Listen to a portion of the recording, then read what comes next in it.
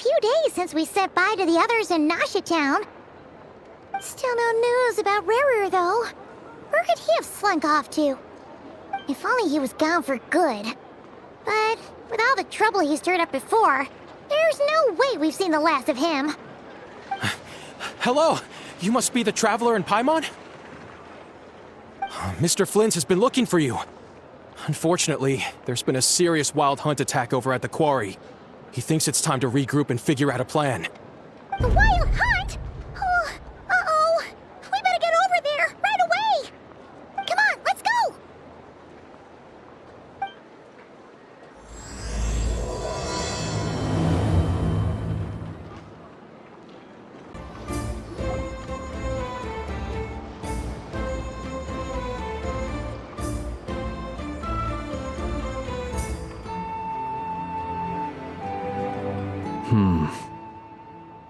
I can barely sense any Kuvaki at all. This whole area feels like a soulless husk. Looks like his appetite truly is insatiable. As if the power of that energy cannon wasn't enough. He's not seriously still getting stronger? What's his endgame here? Ah, everyone's here already. Hey, we made it. So, what's going on? We've all been on high alert since we split up a few days back, expecting Rarir to strike again. But it's like he just vanished into thin air. No one has seen him nor found any trace of his presence. That is, until this morning, when a ratnik found signs of wild hunt activity while out here on patrol. As you can see, the crystalline itself is physically intact, but the Kuvaki it contained is all but completely diminished. And we're sure that Rarir did this. Who else? He's the only one who could pull off a stunt like this. Kuvaki loss has reached critical levels. Reikir of Solnari set to maximum threat level. Warning, unless de-escalation measures are taken soon, he will pose a threat beyond our ability to contain. The consequences could be catastrophic. Traveler, do you remember when we encountered Rarir just after regaining his body? There wasn't a shred of sanity left. Nothing but madness and rage. Yeah, didn't he shout out a bunch of names? Then he started raving about how nothing in this world mattered to him. Oh, Paimon gets chills just thinking about it. Oh, but the thought that he's still out there, lurking somewhere in Nod-Krai, waiting for his chance to strike? Oh, even chillier. Last time we fought, we were already at a disadvantage. If he has such overwhelming strength, why would he suddenly go into hiding? Yeah, if I were him and I wanted more Kuvaki, I'd just take it by force. No point staying in the shadows. Unless something went wrong. His whole resurrection thing didn't exactly go smoothly. The other thing is, how does someone who's completely lost their mind still have the wherewithal to cover their tracks so perfectly? Beats me. According to certain medical studies, insanity does not always entail a complete loss of rationality. It may be that he is simply living in a world of his own. That actually sounds about right. He was ranting away to himself the whole time, like he had zero interest in talking to us. There are many unanswered questions here. He could be right under our noses, and we'd still be in the dark. Besides his name and title, we know little about him. Certainly nothing about his past, or what he might be hoping to achieve. Exactly. And we wouldn't even know where to begin looking. Even Boss hadn't heard of the Rarir of Solnari before all this. I'd be willing to bet that even if we gathered together every scrap of intel in Nod-Krai, we still wouldn't find more than, like, 3 useful facts about him. So, if we do nothing, he'll just keep getting stronger. But if we want to investigate him, we have no idea where to look. Last time we had Marionette and her big robo-buddy to help us, and we still barely held our ground. If we had to face him alone... Oh, Paimon's head hurts just thinking about it. What are we supposed to do against a threat this big? Well, I do have a little hunch about his next move. Given that he attacked the quarry, I'd say it's likely he'll target other places rich in Kuvaki. Somewhere like the Eye of Krati, or the Pillar of Embla. One thing's for sure. If we just sit back and let him keep absorbing Kuvaki, we really won't stand a chance against him. A perfectly reasonable hypothesis. However, it is worth noting that these two locations are quite far apart. To investigate them both, we'll need to split up. I agree, we should split up. Right now, Rarir's goal seems to be gathering Kuvaki, not fighting us directly. Once we're done, let's regroup on Hisi Island. Wait, why Hisi Island? If I recall correctly, your largest goddess statue was carved from Kuvaki-rich ore, was it not? That's right. Yes, it could well be a potential target of his. I should head back and start evacuating the pilgrims.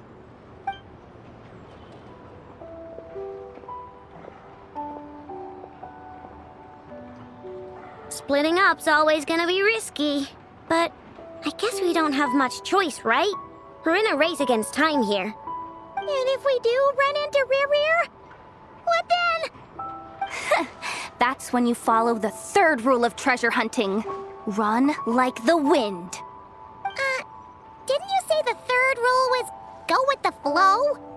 I don't know. Did I? Anyway, whatever.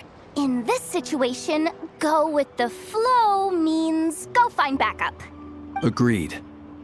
If anyone finds so much as a trace of Rarir, do not pursue him. Get out of the area and alert the rest of us as soon as possible. We need to put safety first. All right, we'd better get moving. Come on, Anefa, let's go.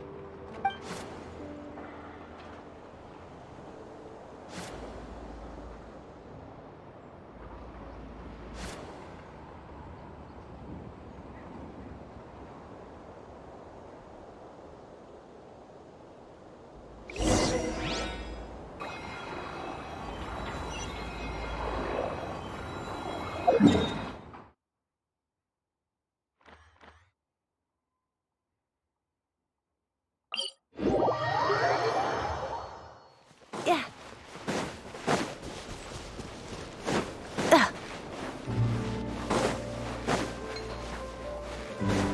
Yeah.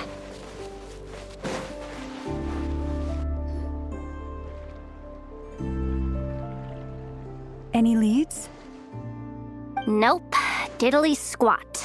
No clues to where he might be hiding. It's like he's a ghost. It feels like we're sitting on a powder keg that could go off at any second. Oh, I hate this feeling. I'd rather face him head on than be left hanging like this. So, you guys didn't find anything either? Not loving the word either. How about you, Flint's? I questioned a few Ratniki and eventually narrowed my investigation down to one suspicious individual. But by the time I got to his place, he was already gone. Almost as if he knew someone was on to him. Either that or he's just extremely cautious and doesn't stay in one place for long. He's been biding his time for a while now. The question is, where or what is his next target? No idea. Since regaining his body, he seems to have lost all interest in the fragment in my possession. If he did still want it, he's had plenty of chances to take it. All we can do now is hope that Aino and Anefa turn up some leads. Darn it, Rarir. If you've got the guts, come face me one-on-one! Wait, he's actually here? I didn't mean it! I swear! No, it's coming from Silver Moon Hall. The Lady Kutar might be in danger. Let's get over there, quick!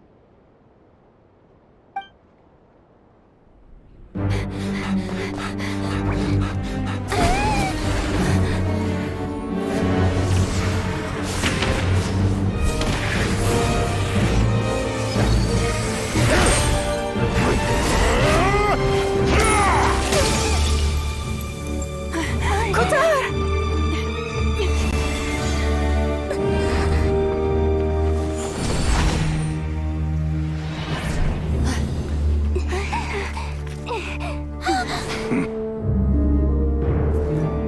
is he attacking the damselette? What's going on? No time for questions. Stop him!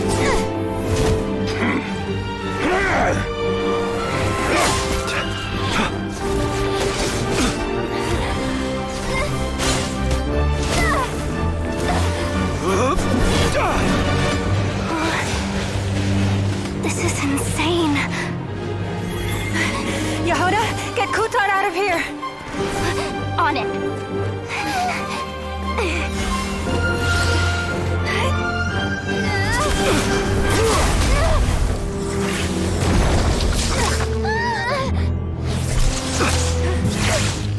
Look where your feeble light has gotten you. Now, you shall plunge into darkness. Thalindus, soon, I will find a way. Watch out!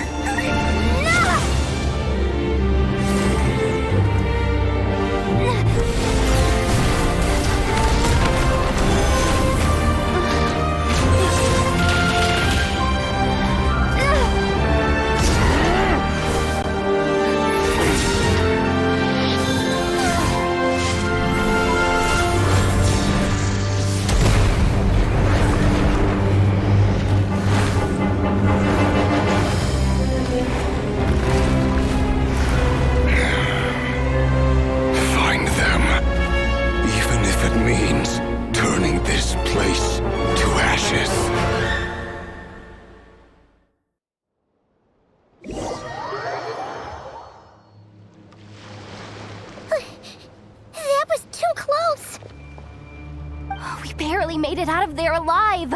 What's that guy's deal? How'd he get so crazy strong? He's a threat to this entire nation. I doubt his strength could even be measured by conventional standards. I have a question. When me and Anetha showed up, we saw him chasing after this lady like he wanted her dead. What was that all about? We weren't there for the whole thing either. They were already duking it out by the time we arrived. Yeah, we didn't see how it all started. It all escalated so quickly, we had no choice but to step in. Kutar, can you shed any light on the situation? Kutar. Cross-checking database. I see. So you're the one that the Frost Moon Scions refer to as the Moon Goddess? Wait, she's the Moon Goddess? Oh, no wonder she looks just like all those statues. There are many reasons why people might worship the moon, and just as many why they might despise it. I've never met that person before, but there was no mistaking his deep-seated hostility towards me. Why he holds me in such contempt, I cannot say. But since he hunts the power of the moon, it's no surprise that I am a target. Kutar. There are many potential motives. For instance, you help the traveler escape his grasp. This could be his way of taking revenge. It is also possible that he covets the Kuvaki inside you and seeks to take it for his own. The list goes on. But right now, devising a counter-strategy should be our #1 priority. The likelihood of this location being discovered is close to 100%. A counter-strategy? We don't stand a chance against an enemy like this. Surely our only option is to run. He's not gonna chase us to the end of the world, right? So as long as we can sneak out of Nod-Krai undetected... No, I can't say that. Come on, Yehuda, this is serious stuff. You can't suggest we all just chicken out. Running is our only option. Huh? You seem surprised, but what other choice do we have? We are facing an enemy we cannot possibly defeat in battle. Well, I mean, yeah, but still. It's not too late. I can distract him, so you'll have plenty of time to make your escape. Wait, what? You're gonna act as bait? Doesn't that make sense? I'm the one he's after. There's no need for you to risk your necks on my behalf.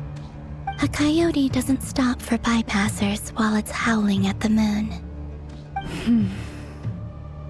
What is it, Loma?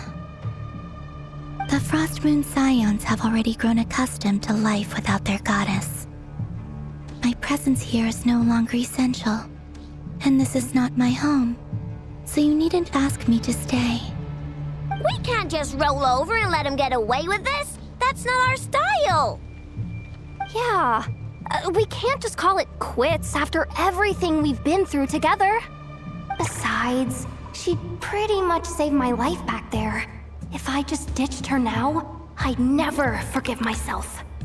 We can't overlook that you have saved our lives multiple times now.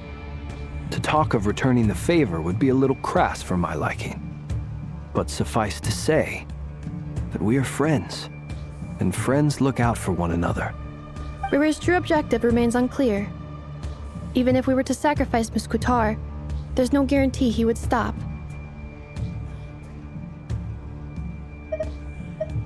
But Kutar, I know why you left the Frost Moon Scions so long ago. It was because people started treating prayer as a form of trade. They would make self-centered wishes, force you to accept meaningless offerings in return, and then expect you to perform miracles for them, as if that were their entitlement. If it were me, I might have walked away too. But I believe that time can change everything, and that sometimes it takes losing something precious to appreciate its true worth. After much reflection, I've realized that this was never about whether the Frost Moon Scions need you. Any relationship based on need is purely transactional. What I truly hope is that you'll choose to stay, not out of obligation, but as part of our family.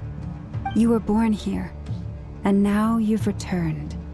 Who knows? Perhaps it was the moonlight that guided you home. thank you, Lauma. But my power is on the wane. I'm afraid I will be of little use to you now. Very well then. I'll do as you say. Both times you saved us, we were transported across great distances in an instant. Is that one of your powers as the moon goddess? It is, but I find it very draining. I barely managed to pull it off just now, and it will be some time before I'm strong enough to do so again. Rejected by the world, my power is dwindling. Like a lake cut off from its source, slowly shrinking away. Now, it has almost run dry. What do you mean, rejected by the world? The 3 moons belonged to the ancient bygone era in which they came into being. From the moment I was born, the world itself has been steadily sapping away at my strength. The 3 moons are not one and the same. As the goddess of the Frost Moon, I cannot wield the powers of the other 2. Yet moonlight has a way of blending together. Each can reflect the other's glow. So when our fingers touched, I was able to restore my strength by drawing Kuvaki from the eternal moon's marrow. But this method of recovery is painfully slow. If only we could find the... It's the Wild Hunt! Even faster than we expected. We'll have to finish this conversation later. See how those wild hunt creatures are running away from us. They're likely just a scouting party, which means Rerir won't be far behind. Then what are we waiting for? Let's get the heck out of here!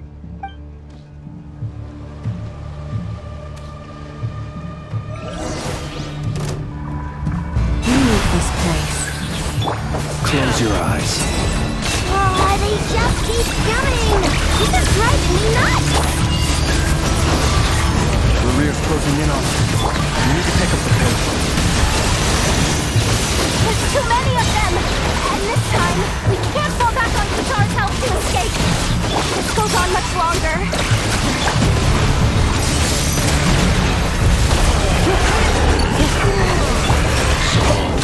With one heart, we pray. Chorus? Two on this! Flash attack! Preparing for dust up. Defensive mode engaged. And pour us down for the everlasting forest. Being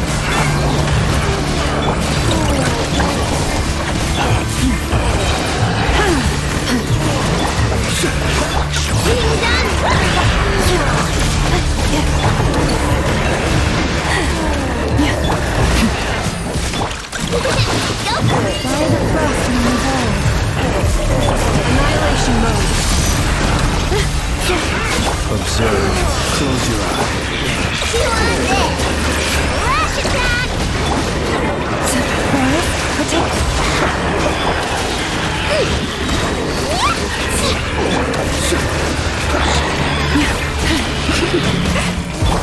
Observe.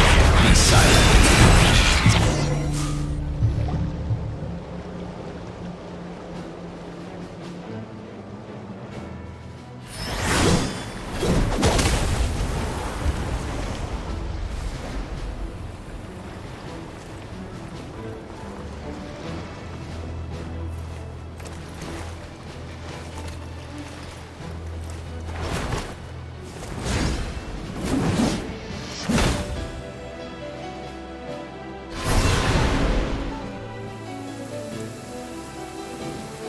What's the matter? Bit off more than you could chew? Who are you? Uncle Varka! You're back from Amsvartnir? Whoa! You're Varka? Grand Master of the Knights of Favonius? We could save the intros for later. Right now, let's get you all out of this hellhole. Follow me. I know somewhere you'll be safe. Oh, is that where I think it is? That's the one. Come on, move! There's no time to waste.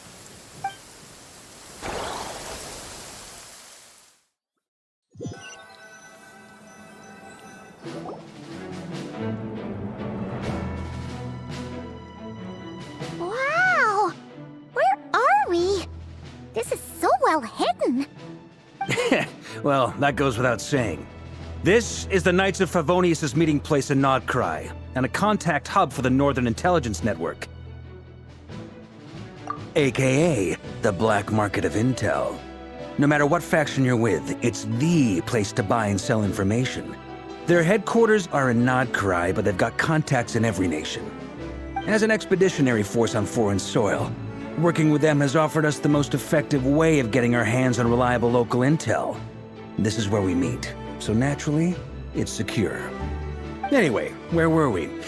Folks from Nod-Krai should be pretty familiar with me by now, but I believe this is the first time we've met. Allow me to introduce myself. I am Varka, Knight of Boreas, and Grand Master of the Knights of Favonius. We've heard all about you.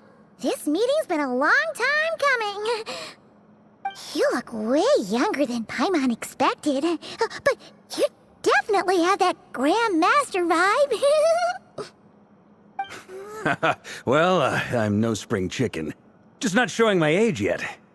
Definitely feeling some of that back pain today, though. Rushed back from Amsvartnir without a wink of sleep, only to get right into another fight with that freshly revived maniac. Another? You mean you fought him before? Yep. He wasn't nearly as strong back then, but he was still a formidable foe. I brought some of the knights along to give him a little surprise, but he saw us coming from a mile off. My squad took heavy injuries, and I barely made it out alive myself. We knew it might have been our last chance, so we staked everything on it. But still, it wasn't enough to stop him. I tried tracking him down afterwards, but he didn't leave a trace. Even in his unhinged mental state, he's as cautious as any trained operative. So, I decided to come find you.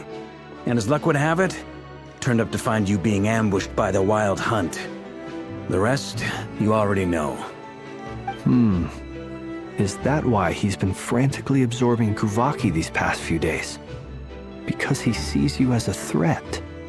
Maybe I'm part of the equation, but even if I weren't, I'm sure he'd still be gathering power. He's clearly working up towards something. Note to self, Uncle Varka's strength rating officially upgraded. Guess it's my turn to ask questions now. So, what exactly has been happening in Nod-Krai? Why is the Wild Hunt returned in humanoid form? And why is it after you? That's a long story, but I'll try to make it quick.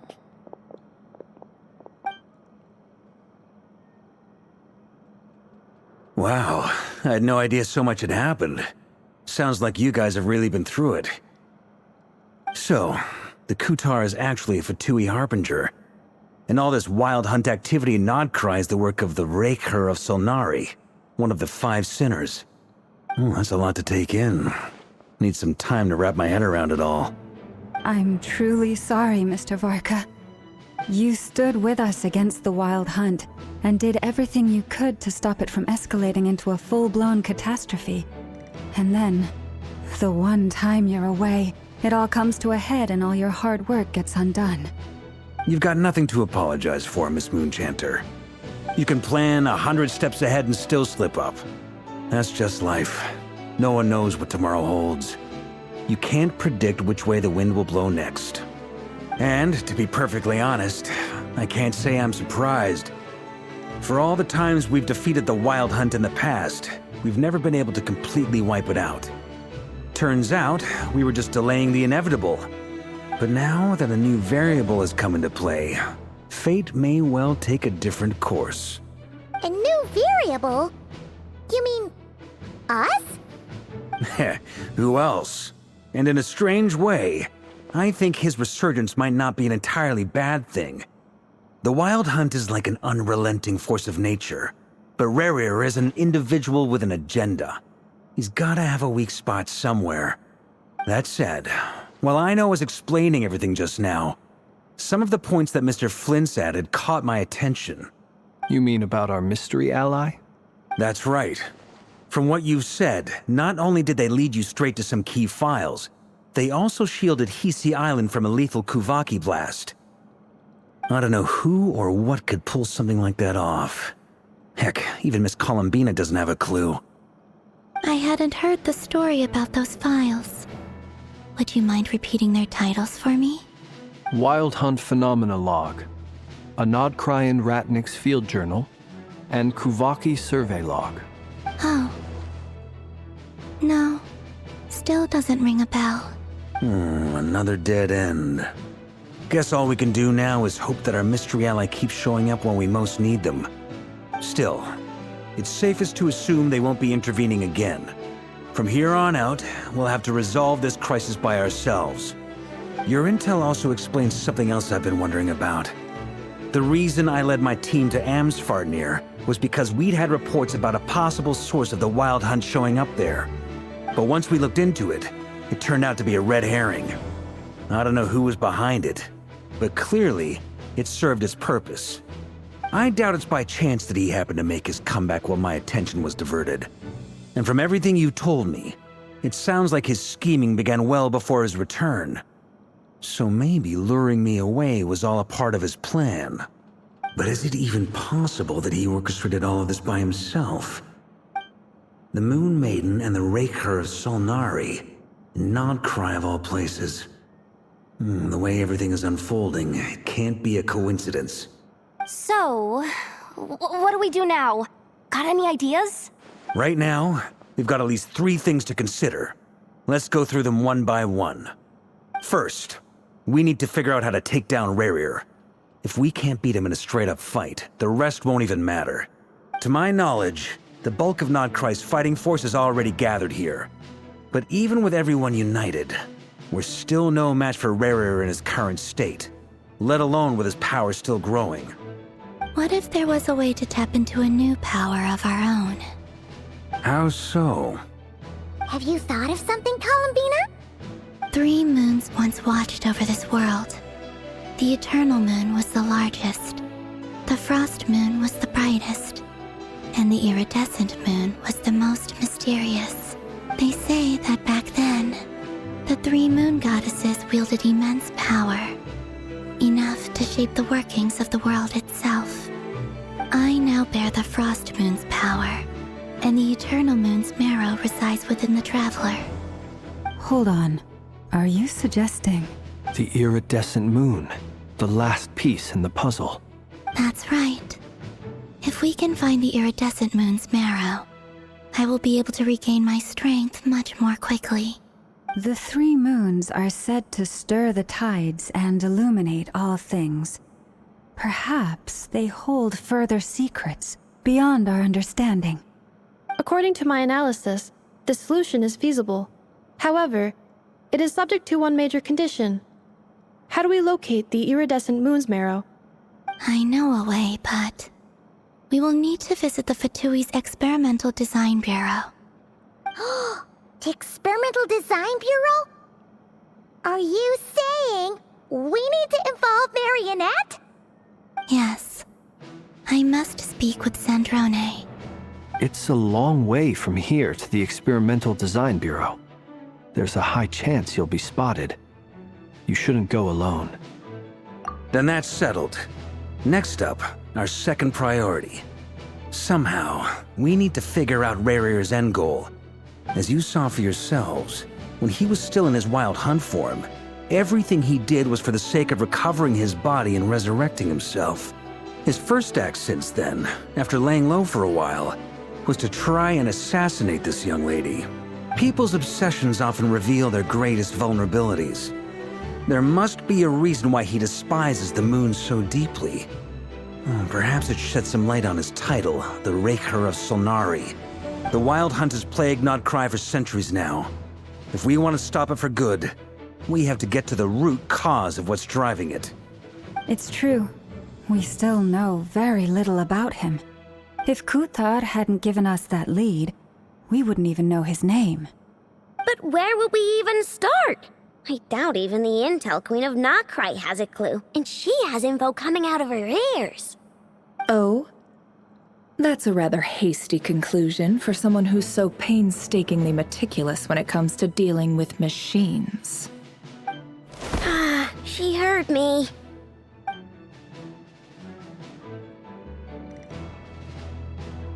Boss! What are you doing here?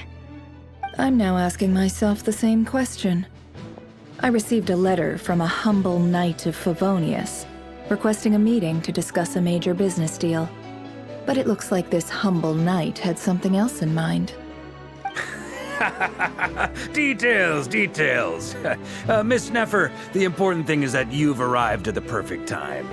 Since his failed ambush, I've been racking my brains trying to come up with a plan to fight Rerir. Given the severity of the situation, I think it's fair to say that our only chance lies in uniting as one. And I'm talking all the factions in Nod-Krai. We can't do this without the Curatorium, but I knew it'd be a tough job to win you over. So, I took the liberty of reaching out for a little chat. Wait a sec. How did you even hear about this place, Neffer? Didn't you say this is meant to be the Knights of Favonius' meeting spot? And a contact hub for the Northern Intelligence Network? And isn't it supposed to be super hidden? You really think he could have gotten settled in Nod-Krai without my help? Besides, I'm the one running this gig. Of course I know where the meeting place is. Allow me to introduce the current head of the Northern Intelligence Network. If it's intel you're after, she's your woman. Pretty much seen and heard it all. Please spare me the flattery. Let's cut to the chase. Seems like you've run into some trouble, huh? Well, this certainly qualifies as an unforeseen crisis. On behalf of the Curatorium of Secrets, I wish you all the best of luck. So you're just going to sit this one out? Why should I get involved? What could possibly be in it for me? What if we told you we can't do this without you? Oh? Then I'd say you'd better make it worth my while. I don't work for free. I can't put a price on something like this. It's just not in my nature. But then again, you and I have always been polar opposites in this regard, so I can't exactly say I didn't see this coming. If you insist on compensation, I will pay you. Consider this a formal commission. Sound fair? You just don't give up, do you? Too bad. I know you well enough to know you can't afford my prices. The riskier the job, the more it'll cost. And a Moonchanter's stipend isn't exactly generous. Unless you're planning to start passing the donation box around among the faithful. Boss, just a thought. If they come up short, maybe you can take the difference out of my next few paychecks. Things got really dangerous during the fight with Rerir. If this girl hadn't saved me, I'd be ley line fodder by now. I'd be gone for good, boss. If there's any way we can make this work, I'd really like to help her. Please? I'm begging you. This is why I'm always telling you never accept favors. They are the hardest debts to repay. You have to be careful who you get involved with, or you invite all kinds of misfortune. Very well, Yehoda, I will help. But just this once. Don't count on this happening again. Flynn's, that fragment that Rerir was after, do you still have it on you? Of course. Let me borrow it. I need it to follow up on some leads. Wait, you actually have some leads? Shh. This is top secret information. I get it. We all have things we'd rather keep to ourselves. Plus, I know we can count on you, so we'll leave the intel gathering in your hands. And that brings me to the third and final item. We need to find a way to distract him. We need time to make our move, so someone will have to stall him. I'm in for this part, no matter what. Anyone coming with? Count me in too. Come off it, you two. Quit playing heroes. I'm way ahead of you here. Nefa did a scan of the Moon Goddess's Kuvaki signature, and we're gonna use it to make some decoys over at the Kramkake craft shop. Anyone who's in, follow me. Once they're ready, we'll deploy the decoys across Nod-Krai. So as long as the rest of you keep moving, he won't catch on to your scent and won't be able to track you down. I like it. Genius idea. No biggie. All right then, we'll split into 3 teams. Once your team has finished their mission, return here and wait for the others. Dismissed!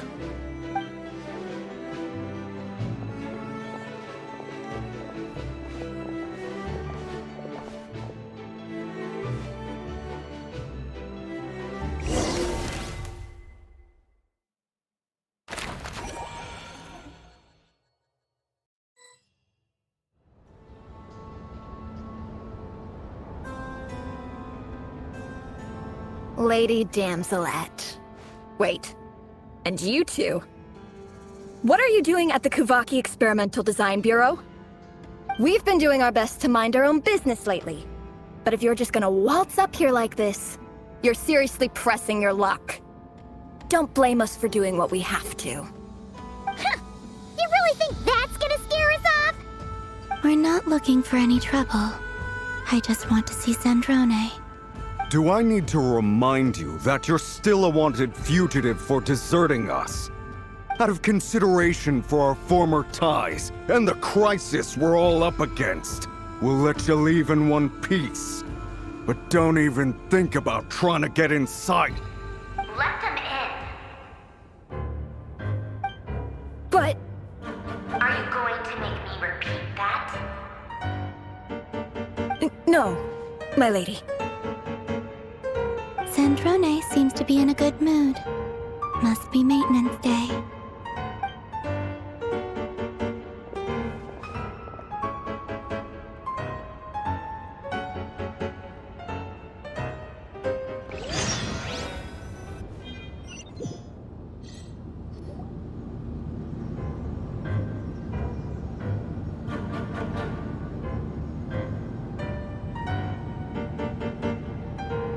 tell me, to what do I owe the honor this time?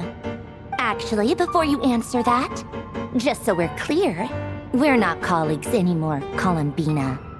I don't owe you anything. I promise it's nothing big.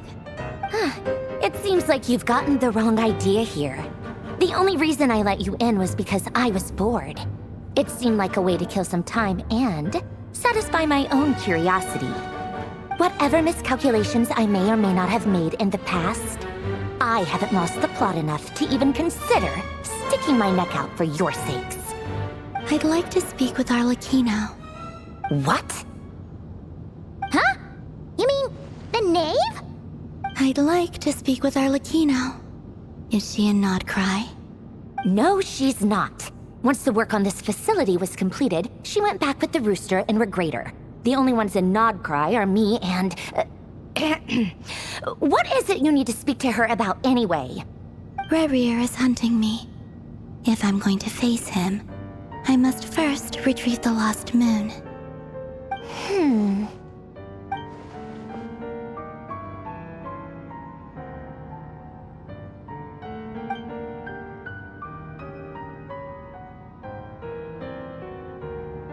Is that a no, then?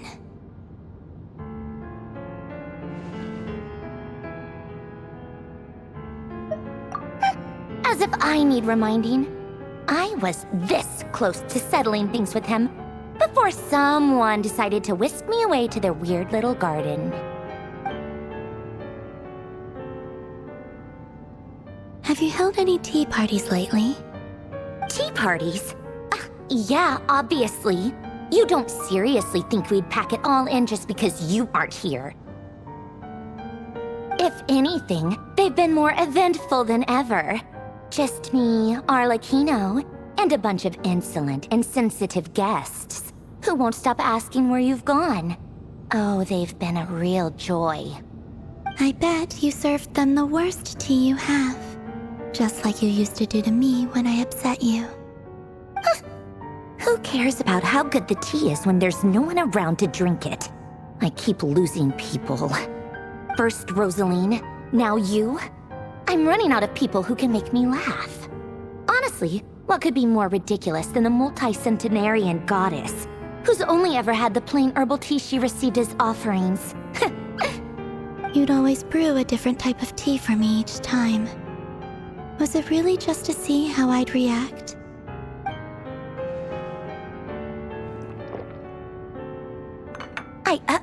Well, duh. Why else? Watching you squirm was practically my only form of entertainment.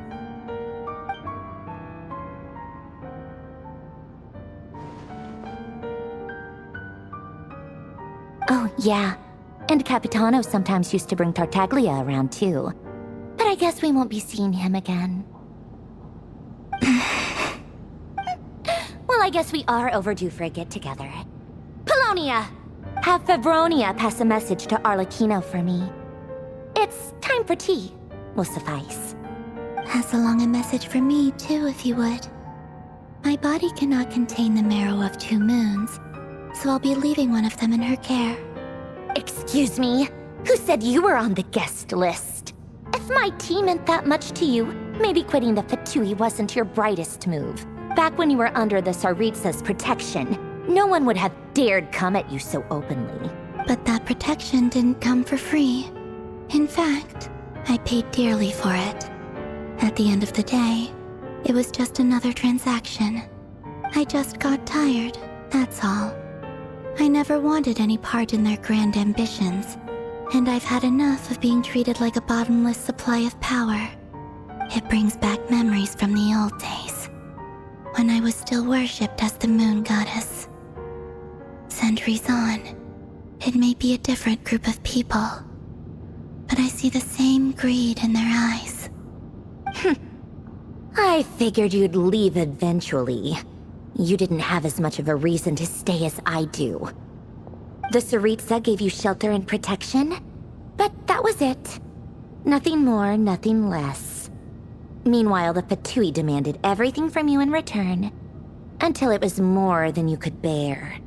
I get why you left. And frankly, I have no interest in dragging you back just because the higher-ups told me to. But if you keep hanging around with this riffraff, the next time we cross paths, we might be enemies for real.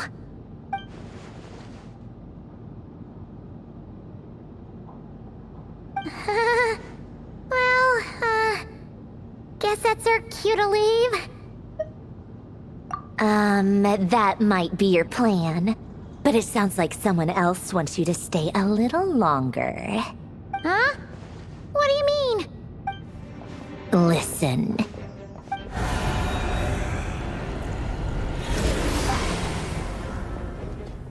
My lady, it's the Wild Hunt. A horde of monsters is headed straight for the facility.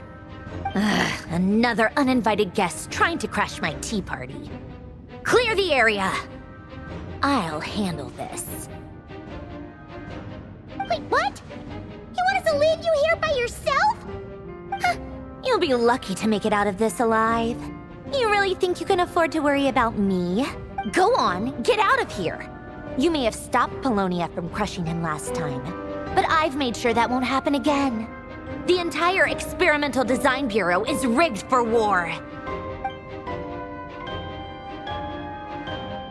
Stay and watch if you want, but it'll be at your own risk. You're not flagged as friendlies in a weapons system. Don't tell me what to do! Look, if you're leaving, make it quick, or you'll just get in my way. There's a secret passage on the second floor. It'll take you right to the plains out back. Stare all you want, Columbina. You're not getting another invitation to my tea party. I know. But thank you anyway, Sandrone. This is exactly why you shouldn't hang around with those people. All their melodrama and sentimental nonsense is rubbing off on you.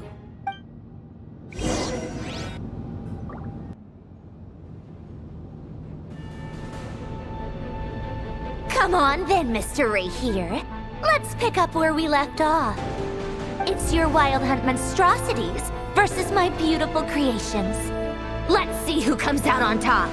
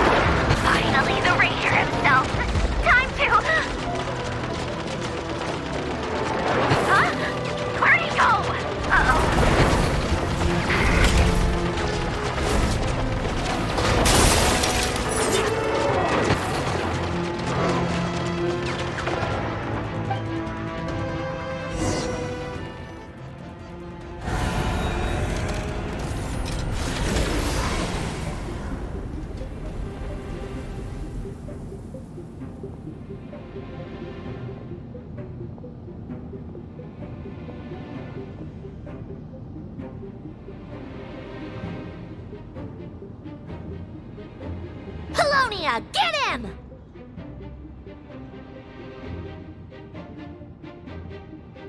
I've upgraded Polonia again since our last encounter, and uploaded every last scrap of your data. So let's finish this, once and for...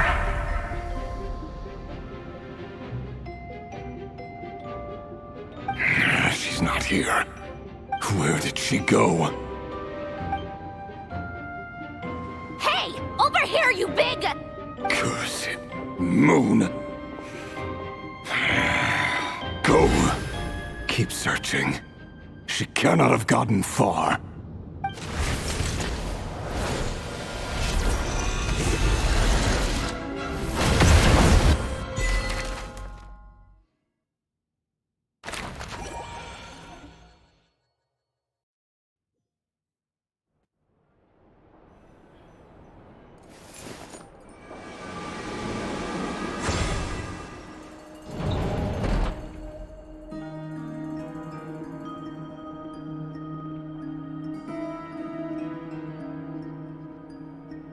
So this is your method for investigating Rarir's past?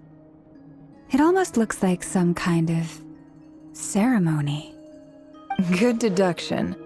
But it's quite a different affair from what you're used to with the Frost Moon Scions.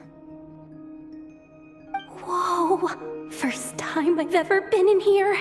Boss always said it was off limits, so I pictured some kind of creepy dungeon. But it's actually kinda nice. Oh, I guess this must be Sumero decor? That's where Boss is from. And that nice shopkeeper who sold me my treasure compass. I'm not sure exactly what you've got planned, but it looks like you're all set. When do we begin? Whenever we wish. But for some reason, I've got a feeling this isn't going to end well. I've never faced Rarir myself, but from what you've told me, his power is beyond anything I could imagine. I, on the other hand, am just an ordinary businesswoman. Our paths should never have crossed, yet here I am, forced to make an enemy of him. If you ask me, you're about as far from ordinary as it gets. So what are you saying? You're getting cold feet? Once I take a job, there's no backing out. Still, I have to ask myself if the power I'm relying on will even work on an opponent of this caliber. And also how to make sure I come out of this alive if things spiral out of control. Death is the one thing we can take for granted. It is the great equalizer, however fortunate or unfortunate we may otherwise be. So it's important to consider how to spend what lifespan we have left. Come on, boss. Lighten up. Quit talking about death. It's bad luck. For once, I agree with you. When you're up against a foe like Rarir, there's no such thing as being too prepared. Is there anything I can do to help? That won't be necessary. I've already made up my mind. Time to cash in a precious favor I've been saving for a rainy day. Yehoda, I need you to find someone for me. The sooner the better. Eh? Find who? That shady merchant who sold you an overpriced treasure compass the other day. Come on, boss. You're pulling my leg again. In what way is she shady? She showed up when I was completely lost and sold me a neat little gadget that was exactly what I needed. Trust me, she's a good person. Anyway, I know who you're talking about. Don't go anywhere. I'll be right back.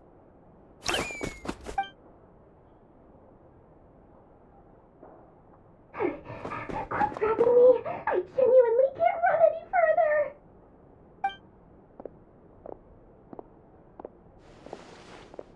Hey, aren't you? What is it? What's the big rush? You dragged me out of a dream where I was literally swimming in Mora. I'm charging double my usual attendance fee. See, look how easygoing she is. After that rude awakening, she could have completely snapped at us. But instead, she kept it together and just asked for an extra fee. Dori Sangama Bay? I never would have pictured you two doing business together. If you want to make it big in Nod-Krai, it's all about connections. Lady Nefer just so happens to have a lot of intel that interests me. And she also did me a big favor in the past. It was back when I first arrived in Nod-Krai.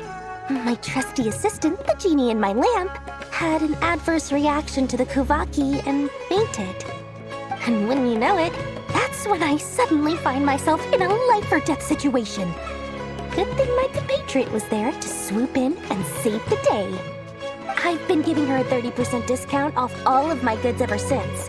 Now, so that no one here feels left out, I'm willing to extend a 20% discount to fellow friends of Boss Nefer. Plus, any other friends you send my way will enjoy 10% off. What can I say? The great Lord Sangama Bay is nothing if not generous. So, let me guess. You've run into some trouble? I've got everything you could possibly need, and the more you buy, the more you'll save. You guessed correctly. What have you got in the way of survival gear? The one type of gear I've never been short on. What are you looking for? A jetpack fresh from the Academia's labs? An ancient suit of armor dredged up from the bottom of the sea? At the very least, I need to know what kind of opponent you're dealing with here. If even you're worried about staying alive, it must be pretty serious. What if I told you it's someone with the power to bring a nation to its knees? Is that so? Then we really are talking top-shelf treasures. I don't have anything like that in stock right now. I'll have to ask my supplier. Your supplier? A powerful woman, make no mistake. I can't reveal her identity, but luckily for you, I hear she's planning to visit Nod-Krai in the near future. If you're willing to wait, I can ask her when she's here. Can't say exactly how long that'll be, though. Then, let me put it another way. What would you do if you encountered an enemy like that? Roll over and serve yourself up on a silver platter? Of course not! I have a handy little trinket from one of my generous suppliers, which... Hold on. What exactly are you getting at? No! This is for my personal use only! Let's just say I'm borrowing it, all right? Just for insurance purposes. You'll get it back later. Favors are the worst kind of debt to owe, and now you've got a chance to repay one. A win-win situation, don't you think? Fine. You can borrow it for 5 days. No, make that 3. And for every extra hour after that, I'm charging you 1,000,000 mora. Deal? Deal.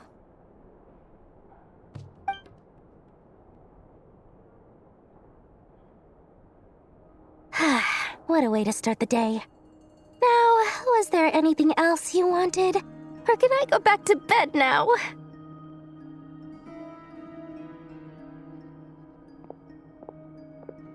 That will be all. Take care now. Don't trip up on your way back, friend. See you later! You're my favorite shopkeeper.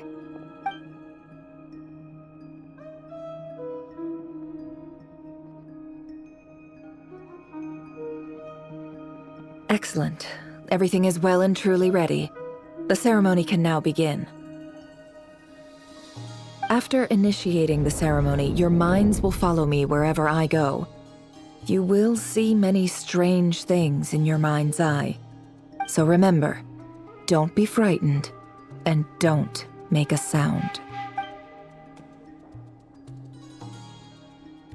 Now then, let us peer into the Raker of Solnari's past.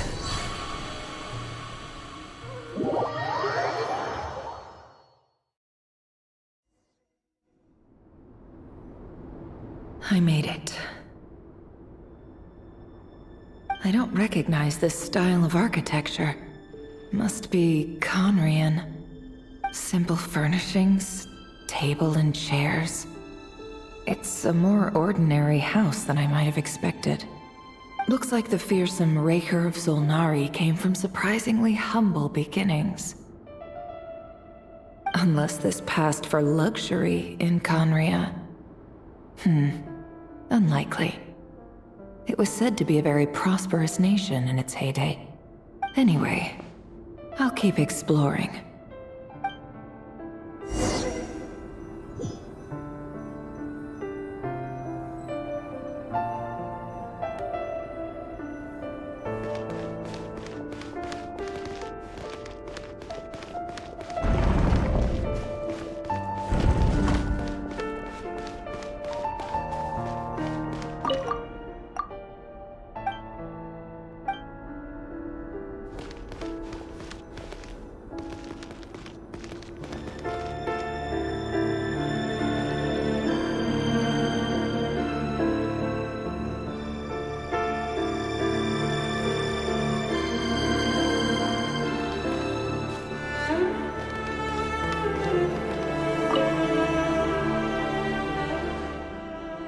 Hi, Rivier.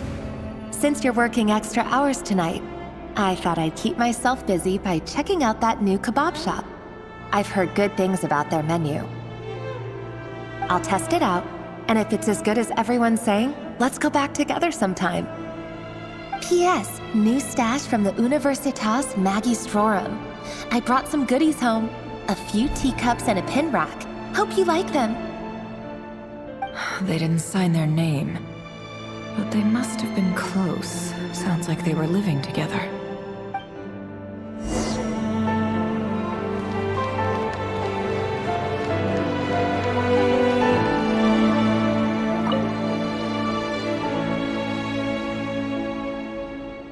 I went over to Joseph's for drinks today. They have a fine collection, but I went alone. Felindis was tied up with something and couldn't make it. Joseph asked why I came alone, but I didn't really have an answer. He then went on to ask about other things. If you ask me, someone who asks that many personal questions is too nosy for their own good. But if he invites me again, chances are I'd still go. Felindis. That's the same name Rerir mentioned. Crane imports keep falling. If things don't pick up, we'll soon be back to meat and mushrooms only. Honestly, I'm not a huge fan of that new type of mushroom everyone's been into lately. Didn't it start out as a lab-grown variety? I heard it's even mildly corrosive. Seriously, why would you even eat something like that? I don't care if it's an impressive feat of alchemy. That just isn't the kind of thing I like to eat. Grain has to be imported, and they're eating a diet of mostly meat and mushrooms. Could it be because Conria is underground, so it doesn't get much sunlight? That would explain why they use so much stone in their buildings. They even use alchemically modified strains for food. Seems like the people of Conria don't have many options when it comes to dining. I've just about saved up enough now. Time to buy it and keep it somewhere safe. Making a big purchase. I wonder what it is.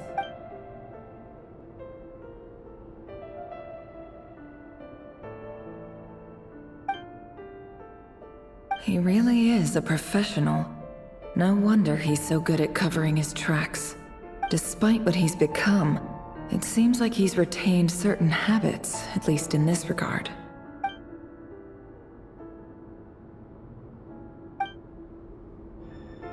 Did Rary rip it out himself?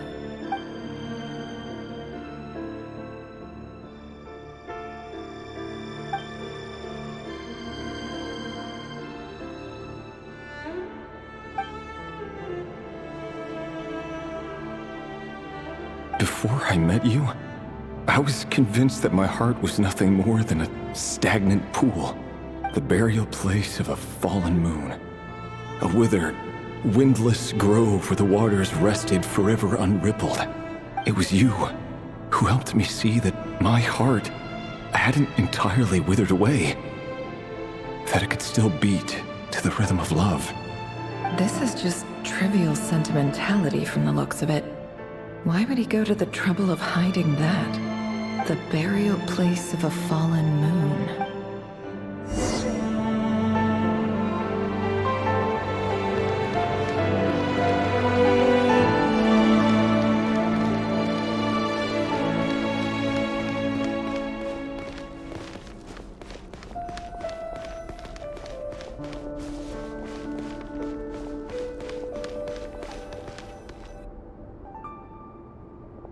Rerir, over here.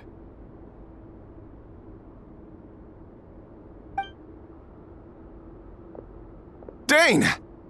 Oh, and, Vediflin here? What a surprise to see you here, sir. Hello there, Rerir. You need not address me so formally outside of court. He doesn't get that much free time, so I invited him over for a drink. Even the court prophet deserves a break every now and then, right? Well, I'm flattered. So, what are we discussing today? Hey, don't look at me. As far as I see it, we don't need an excuse to have a few drinks. Come on, don't give us that. Didn't you say you were about to pop the big question? How's that coming along? Who'd have thought the great Twilight Sword was an even greater gossip? I just didn't expect you to be the first one to settle down and get married, that's all. Yeah. If you told me that a few years ago, I wouldn't have believed you either. So, are you planning to come clean about your job then? I'm guessing you still haven't told her. Sure, I'll have to tell her at some point. But I'll need to pick the right time and place. To be honest, I have no idea how she'll take it. Come on, stop being such a pessimist. For all you know, she could be thrilled. I bet she'll be much more impressed by your actual job than the one she thinks you're doing now. A member of the King's Guard. Quite the cover story. Does the king himself even know? Of course he does. Anyway, enough about me. How have you been? Me? Same old, nothing much to... Huh? What's up, Ved? It's nothing. Vediflin, Dainslift's elder brother. Renowned throughout the court of Conria as the Visionary, and said to possess a wisdom far beyond the reach of any ordinary man. And yet, despite the gulf between us, he seems to have something to say about me. Does he even know me? Does he see me as a friend of his brother, or just another of the Vinster King's blades? Why did he react so strongly? Was it really to do with what we were talking about? Brown, curly hair and brooding blue eyes. So this is what Rerir looked like back in the day. Perfectly normal. No different from anyone else. As frightening as this monster is in the present, there's something even more unsettling about seeing the human he used to be.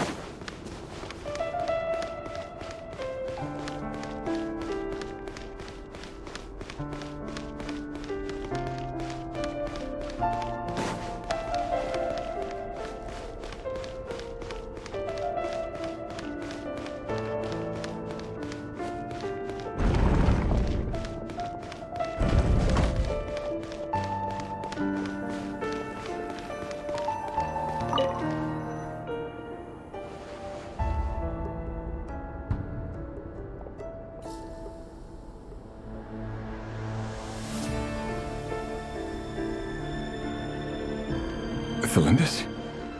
You're back early? Our equipment's being serviced today, so I got off earlier than usual. How's your day been? Aw, why the long face? Is something the matter? Has your boss been giving you a hard time again? Went for a drink with Dane and the others after work. Isn't that a good thing?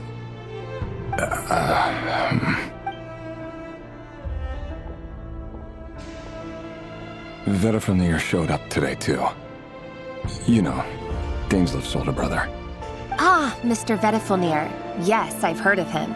They say that everything he says ends up coming true. He overheard Dainslift mention that I'd recently proposed, and seemed to have an issue with it. But when I asked what it was, he kept it to himself. So, you're worried? You can be such a child sometimes, Reverie. We're nobodies. Why would the visionary be concerned about us? I'm sure someone in his position has much bigger fish to fry. Maybe you're right. You worry too much, Reverie. We've been together for ages now, and everything's been going so well, has it not? You've even proposed to me. So, you do remember. Tell me then. What's your answer? Like I said, I need some time to decide. You can't just rush into things like this. We may be nobodies in the grand scheme of things, but if we want things to work out, we've still got to plan ahead. All right. Take your time. Just don't keep me waiting forever. Nobodies. Sounds about right. In the eyes of people like Battlefield and Dainsleif, what do we matter? Can someone whose gaze is so fixed on a far-flung future even see the present clearly? Besides, the dynasty's fate rests with the king and his inner circle. Whatever I do, it won't make much difference. Meanwhile, every idea they come up with and every decision they make, it affects everything. These days, the king is lost in his research, and the purge of the Crimson Moon bloodline grows ever more intense. The opposition tried to speak out, but nothing came of it. And I'm under no illusions as to why. Because we eliminated them and got rid of their bodies. A man can have 1,000 reasons to carry a sword, but there are few good excuses to use it. Yet the king has never even considered a gentler approach, and he never will. What becomes of someone who kills on another's behalf? Can he ever find true peace?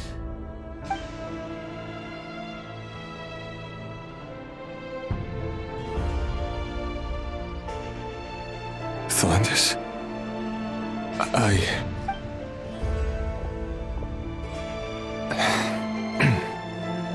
It's nothing. You were right. Fate has never smiled upon nobodies like us. But by the same token, it's unlikely to bear a grudge against us either.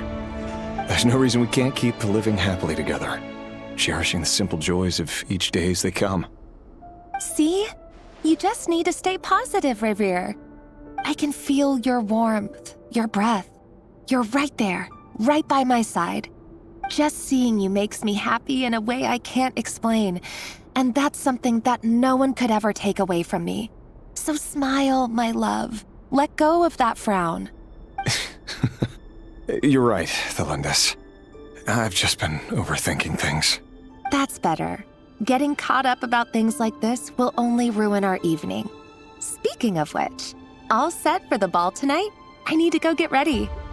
You go ahead. I just have a few things to take care of, then I'll come join you. Even busier than the big shots, huh? Fine, I'll go get started. But don't be late. If you keep me waiting too long, I won't be a happy bunny. Relax. I'll be there.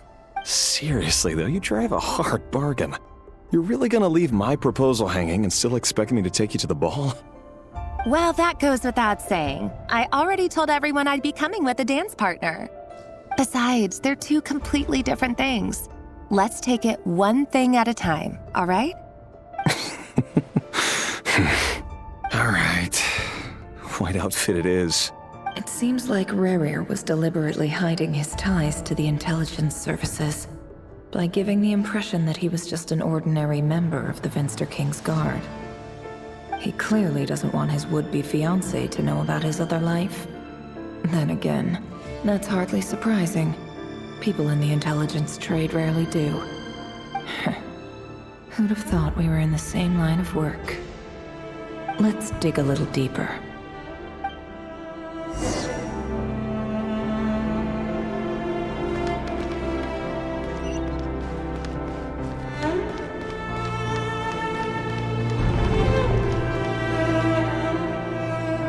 Our last operation was a resounding success, and all thanks to you, Rahere of Solnari. In total, we apprehended 32 dregs of the Crimson Moon, and 67 accomplices. After all these years since the dynasty's fall, so many of them still linger on. Indeed, it cannot be denied. Yet it was destiny that the Crimson Moon should be overcome by the eclipse, and that His Majesty, the all-seeing Vinster King, now guides our nation on the path to prosperity. Khaenri'ah has no further need for a dead moon. But alas, there will always be those who refuse to see the truth, choosing instead to romanticize the past. That's not entirely true. Much about the Crimson Moon era was worthy of remembrance, and that's exactly why they keep trying to see it restored. Many of its secrets remain unsolved to this day. As it happens, that's precisely the field of study my partner is devoted to. You still haven't told her what you really do for a living. Where would I even start? How do you tell someone that you're one of the king's hand-picked executioners? That your hands are steeped in blood? You didn't choose this life, any more than I did. Orphans like us don't get a say. But I'll sure as heck be the one to pay for it. Speaking of which, we need to be more rigorous in the way we identify direct descendants of the Crimson Moon. Someone, it seems, has strong opinions about my future plans. Most likely my marriage in particular. I have a feeling that we may soon become targets of the Crimson Moon's retribution. Your concerns are not unfounded. They've taken out many of our colleagues these past few years, and for that very reason. These are no helpless lambs we're leading to the slaughter. They're wolves in sheep's clothing. Take care, Rahere of Solnari. I look forward to toasting you at your wedding. Thanks, Thorkel. You look after yourself, too.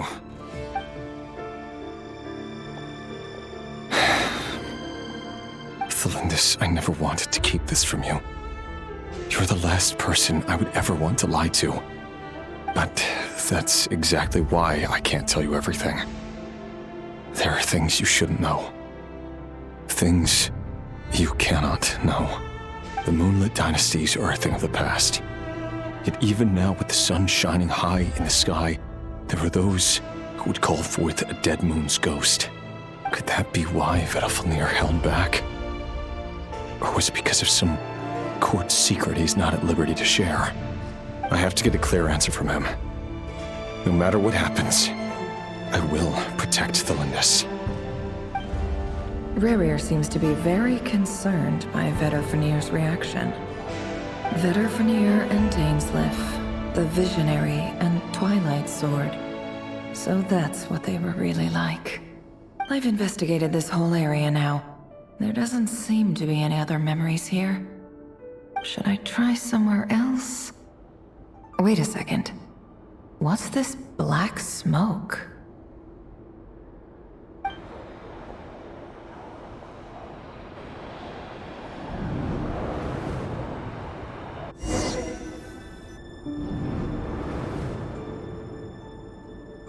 So, he's late after all. Just you wait, Rahere. You're in for it. Big time. Are you waiting for someone, ma'am? Could I tempt you into buying some flowers? Oh, sure. Pick me out a pretty bunch if you would. Thank you. But I'm afraid none of them are as pretty as you. For someone so young, you sure have a way with words, don't you? I'm only telling the truth. Look me in the eyes. You'll see I'm not lying. May we have a word in private? Who are you? And what do you want? It doesn't matter who I am. Too many of our kind have fallen lately, so I decided to take the risk of reaching out. Not long ago, the Rahere of Solnari led an assault on one of our strongholds. We suffered many casualties, and many who came to our aid lost their lives as well. Sorry, I don't know why you're telling me this. And I don't want to get involved. Wait, hear me out. This time we finally got a clear look at his face and learned his true identity. His name is Rarier, and he claims to be one of the king's guards. What did you say? A cruel irony, isn't it? The man you're set to marry leads a double life as a brutal executioner. But surely, you must have caught a whiff of the blood on his hands. Why are you telling me all of this now? Simple. It's because... How strange. Rarier was nowhere to be seen in that memory. It clearly belonged to the Lindis. Rarier couldn't possibly know what happened if he wasn't even there. Why would her memories appear in his fragment? The ceremony won't last much longer. I think it's time to call it a day.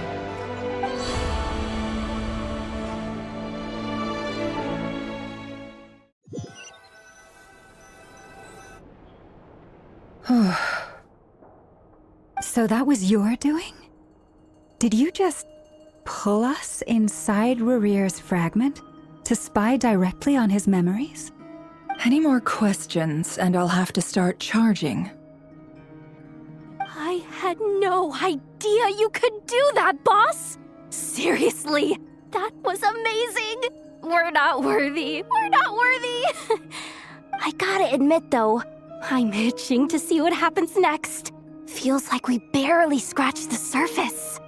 I'm just as curious as you are, but the ceremony only allows for limited time inside. That's all we can see for now. Luckily, we managed to learn quite a lot. So far, so good. I just hope the others are doing okay too. Especially the group with the Traveler. Their mission is a risky one.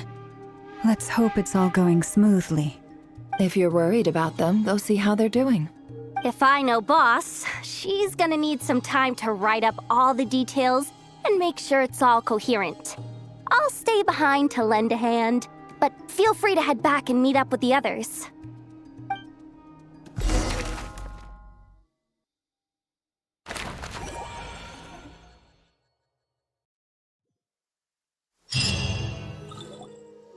Oh, they've been prowling around for nearly 2 days now.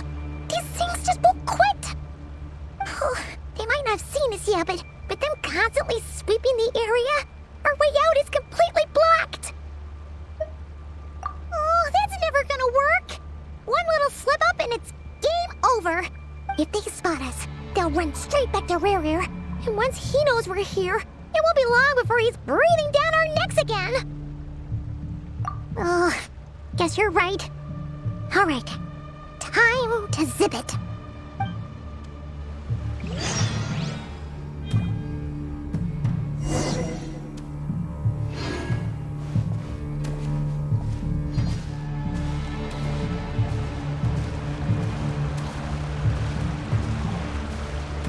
Quick, hide! We almost got spotted!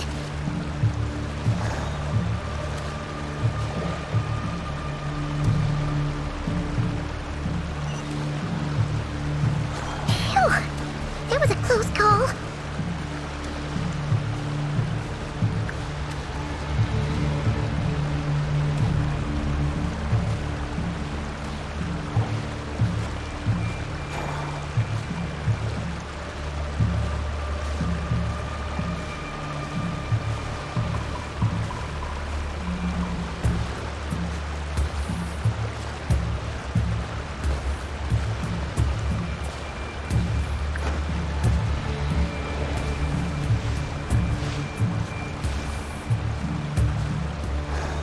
Watch out! It's coming this way!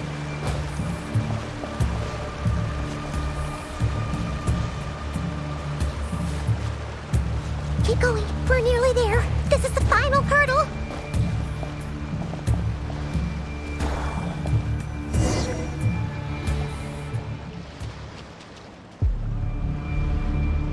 Oh, there's no end to these things!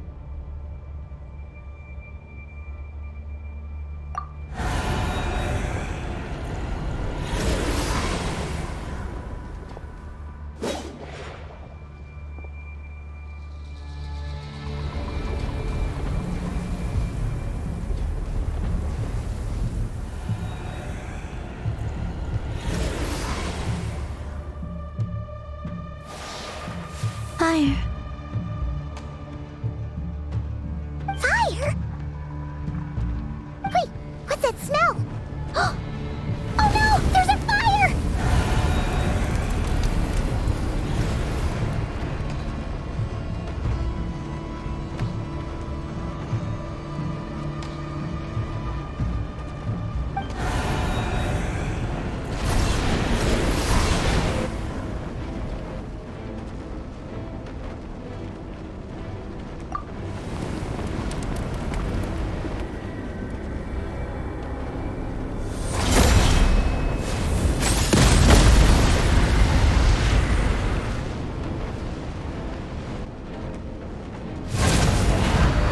Sandrone was right.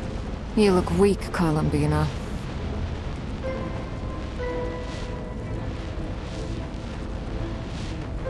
The old you would never have let such lowly creatures bar your way. Word has it that you did something for the Tsaritsa, and that's why you've lost most of your power. Freedom comes at a heavy price, doesn't it? It's Arlecchino! You came! Hello again, Columbina. And greetings, guests of the House of the Hearth. It's been a while, Arlecchino.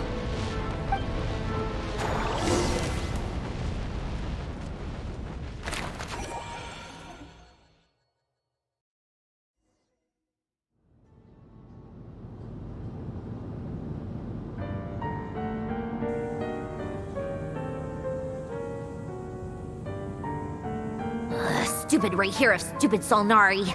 Ugh, whatever. I've got all the data I need. Next time we meet, you're finished.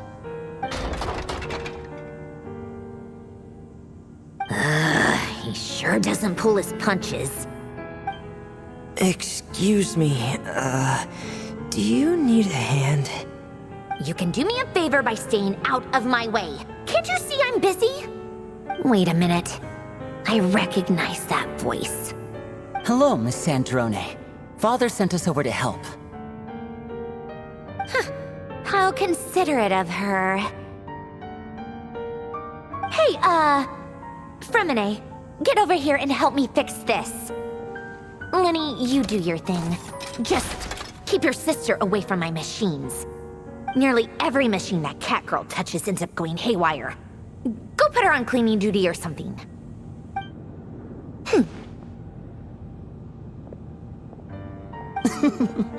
Then let's start downstairs. Fremine, we'll leave this place to you. You've got it. Wait a second. Pretty sure there's still some tea in the cupboard. If you want some, you'll have to make it yourselves.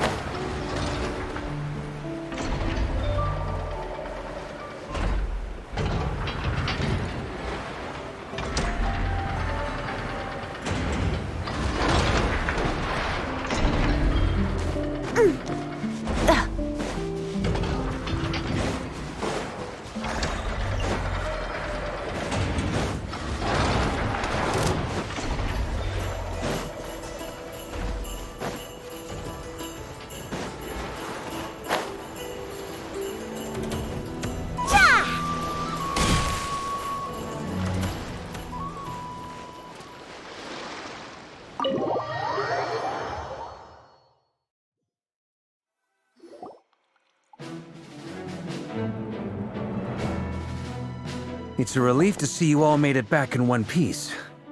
Huh? Feels like there's quite a few people missing. Where's Flint's and the others? And what about Nefer? I returned ahead of them. Flint is helping Aino and Anefa to set up the decoys and buy us some time. As for Miss Nefer... Boss is still wrapping things up on her end. She sent us back to fill you all in on the top secret intel we've been gathering.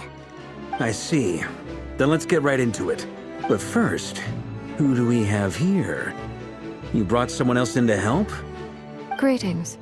I was invited here to help as a longtime Tea Party companion of Columbina's. You may call me Arlecchino. Shh. Surely it can't be. Those eyes. Oh, where have I seen them before? Wait, of course. In those memories we just saw. The only Arlecchino I know is the fourth of the Fatui Harbingers. So either you share a pretty uncommon name, or you're more than just a tea party buddy. You are well informed, Grandmaster. A man from Mondstadt living all the way out here in Nod-Krai, and yet the people and affairs of Snezhnaya seem to hold a special place in your heart. Oh, the feeling's mutual. Sounds like you know all about who I am, too. A Fatui Harbinger. The atmosphere in here just got really tense. Guess we can't just start trusting Fatui Harbingers, even at a time like this. I must admit, though, I'm a little curious. Seeing as the moon goddess no longer belongs to the Fatui, what makes you so willing to put your neck on the line here? Nor does Nod-Krai belong to Mondstadt, Mr. Varka. Yet still, you're fighting for it all the same. Things don't always have to have a tangible payoff. Sometimes, stopping things from spiraling out of control is a higher priority than chasing the spoils of victory. Of course, I can't say there's nothing in it for me at all. But that's between Columbina and myself. Forgive me. I don't mean to doubt you. It's just that the Fatui really have been the source of many of our troubles. We have our own way of doing things here in Nod-Krai. But ever since they arrived, the Fatui have treated us with nothing but hostility. I know there's been a lot of bad blood between us in the past. I've done my utmost to avoid friction whenever I could. But sometimes fundamental conflicts of interest simply can't be settled amicably. That's why I'm here solely in a personal capacity. This has nothing to do with the Fatui. As a gesture of good faith, I'll be frank. I can help Columbina track down the iridescent moon's marrow, which will help her restore more of her power. Anyway, what else is on the agenda? Let's begin. She says she'll be frank, then completely skips over the details. Looks like she doesn't want to give away too many secrets after all. But she clearly wants to change the subject. It'd be awkward if I tried to bring it up again now. I guess we'll just have to go along with it. She's the fourth of the Fatui Harbingers after all. One look and you can tell she's not someone you'd want to mess with.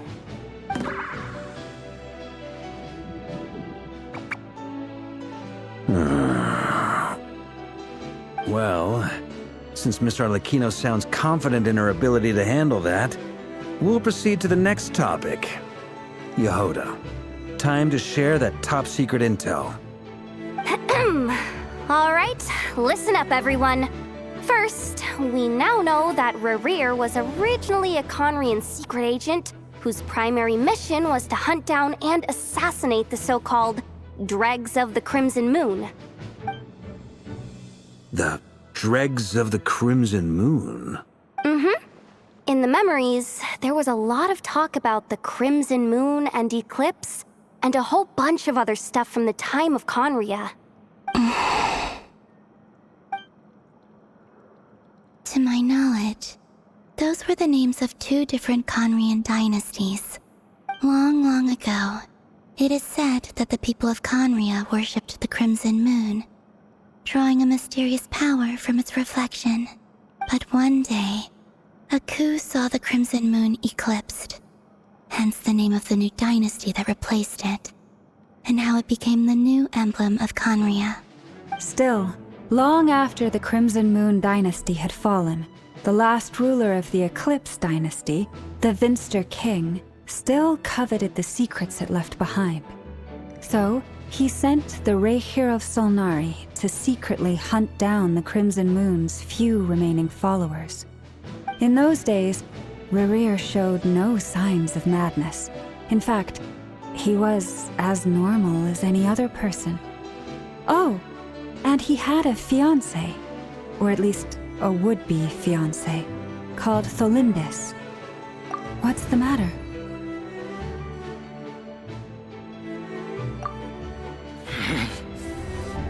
Stephanie, granddaughter, Flinders.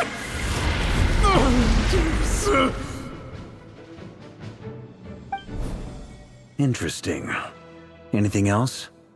What about this would-be fiancée of his? Do we know anything about her?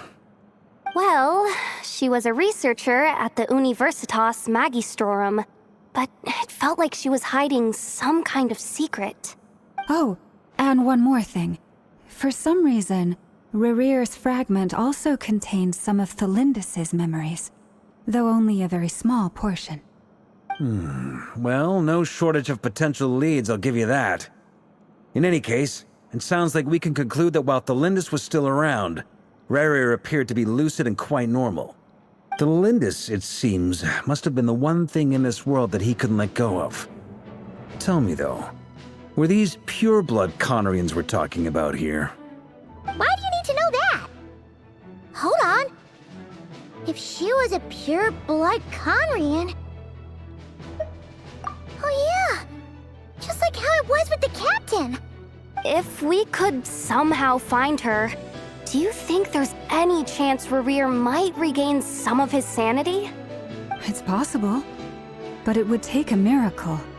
We can't pin all our hopes on that. That merchant who never knows, Dori Sangama Bay. Maybe we could hire her to look into it. All right, then. Let's keep working in our separate teams. Traveler, Paimon, Kutar, and Miss Arlecchino will go look for the iridescent moon's marrow. As for the others...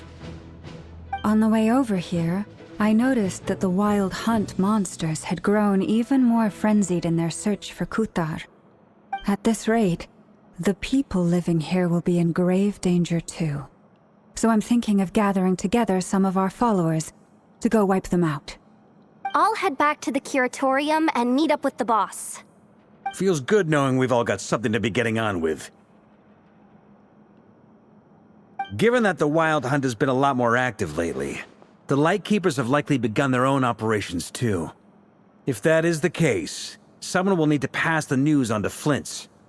I'll hold the fort for now, then discuss our next move with Flint's, Aino, and Anefa when they get back. All right then. Well, the clock's ticking. If that's everything, we'll be on our way.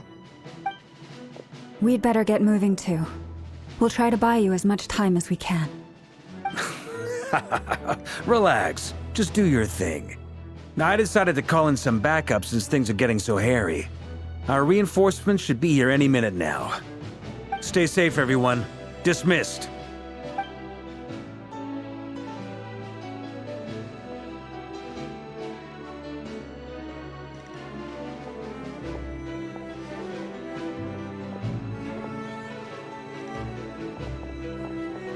We're back. Did we get here a little early? Or a little late? A tad late. The others have already set off. To summarize, our resident moon goddess has found us a new ally, and Boss Nefer has uncovered some promising info. Everything going smoothly on your end? Not great. I don't know how long we can stall them for. The decoys are getting taken out way faster than we imagined. I'm gonna make some more later, but I need a timeout first. I'm so tired right now. Oh, right! Anefa, could you fill in Uncle Varka on what we just discussed with Flint's? Sure. Uncle Varka, you previously told us about how when you went to investigate a source of the Wild Hunt in Amsvartnir, you discovered that it was just a diversion. But according to Flint's intel, several outbreaks of the Wild Hunt had already occurred in Nod-Krai in the period leading up to that.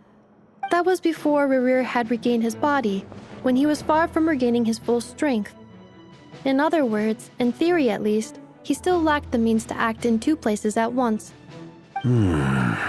Flint's, with everything that's been happening, the Lightkeepers across Nod-Krai are rallying to fight back against the Wild Hunt. They're gonna need your help. I know, I'm sure you're capable of coming up with something far more effective than decoys. But for now, you should stay here and get some rest. Anefa and I will head back over to Amsvartnir to see if there's anything I missed. I told you Uncle Varka would say that, didn't I?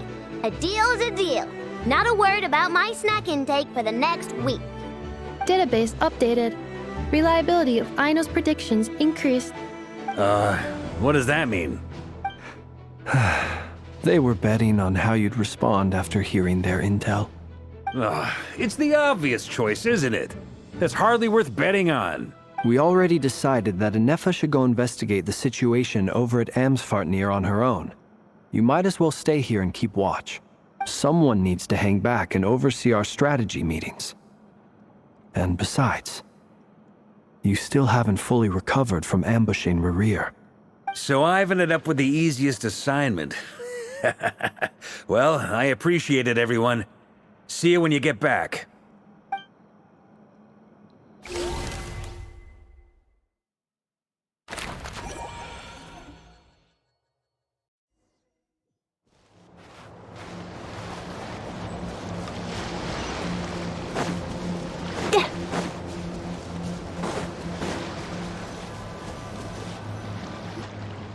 Here, this will serve as a good spot to cross over. Arlecchino, hold up a second.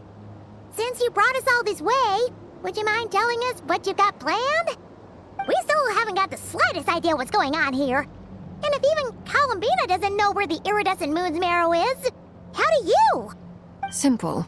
Because I am an inheritor of the royal bloodline of the Crimson Moon, and one of the last surviving embers of the Two Worlds' flames. Huh? Are you serious? As in, you're a descendant of that Crimson Moon dynasty we were just talking about? The one from ancient Conria? Your surprise is understandable. I was also taken aback when I first learned of it. But the more I thought about it, the more I realized the signs had been there all along. When I was young, I discovered I could wield a very special kind of fire. It coursed like blood through my veins and smoldered away inside my nerves.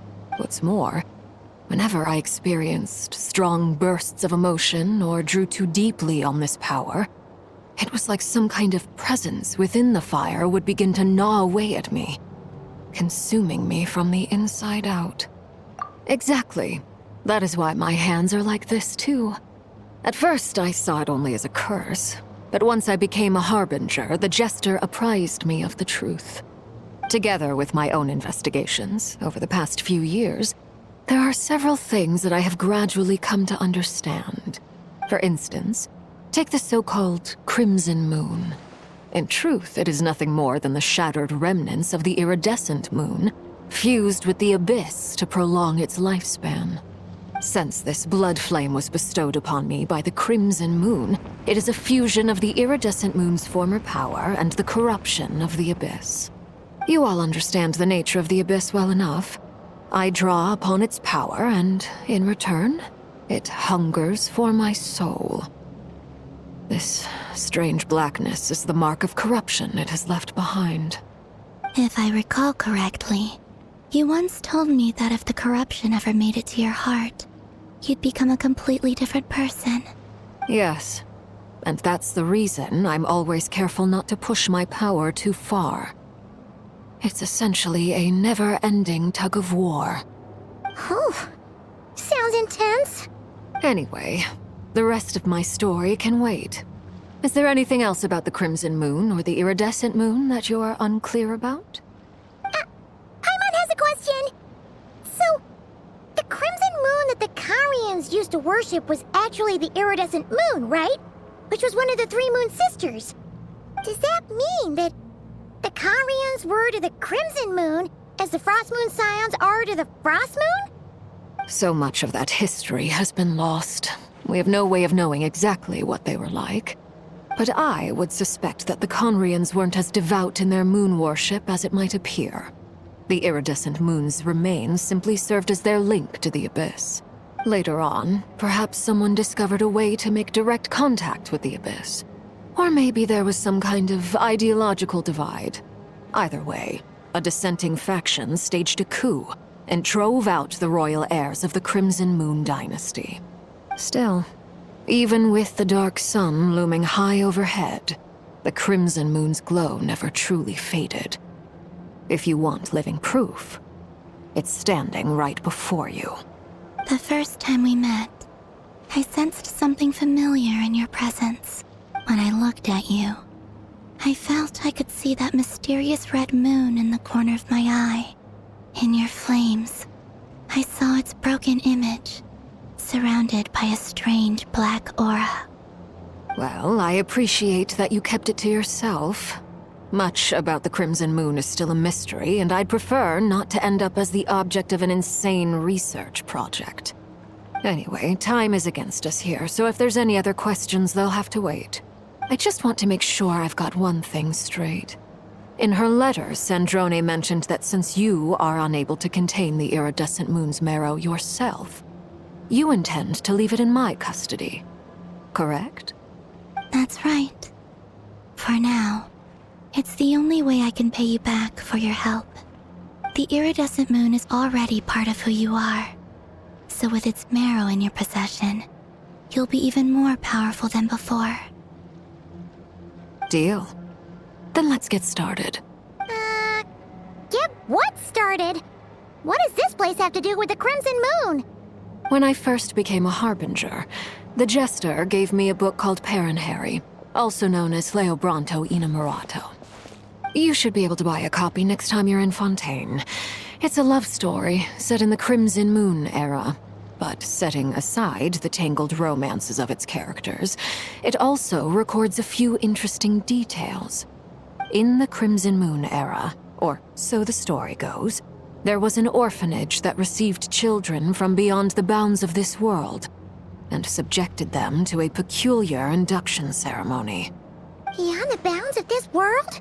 For real? And what kind of induction ceremony? The Crimson Moon sages looked beyond this world for beings with powers that surpassed the gods. But fearing they might lose control, they subjected these children to a process of refinement. They made these children crawl up a fireplace and kept asking them, "Have you died? Did you see it?" Until they finally admitted to having died and seen a crimson moon. The adults embraced the children who passed the ritual, telling them, "Within the fireplace, you have traversed the flames between two worlds. Here and now, you are born anew." The book leaves much unsaid, but I suspect that this was their way of branding the children they had enrolled, leaving an indelible mark upon them so that they would forever live in the Crimson Moon's light. That explains why I can't sense the Crimson Moon's marrow in this world.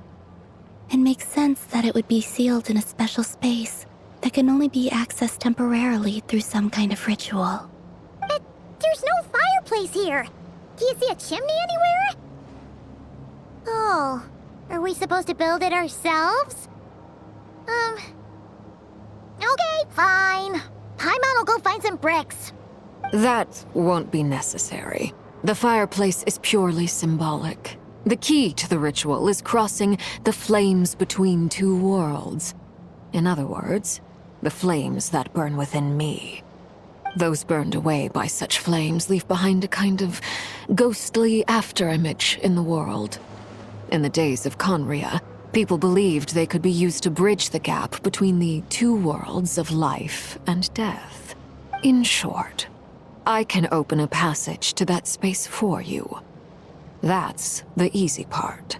The catch is I'll need to stay on this side to keep the passage open, so I won't be able to come with you. Once you're inside, you'll have to find your own way. Very well. Then I'll open it up. Traveler, spare me a little more moonlight if you would.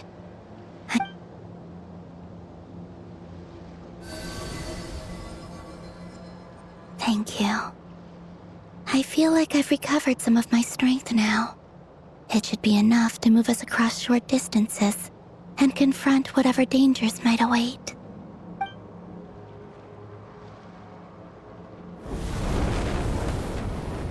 Mistress of the seven hues of ages past, great mother of the present, crimson-clad sovereign of the two realms, by fire severed, by fire renewed. I offer myself now and beseech your descent.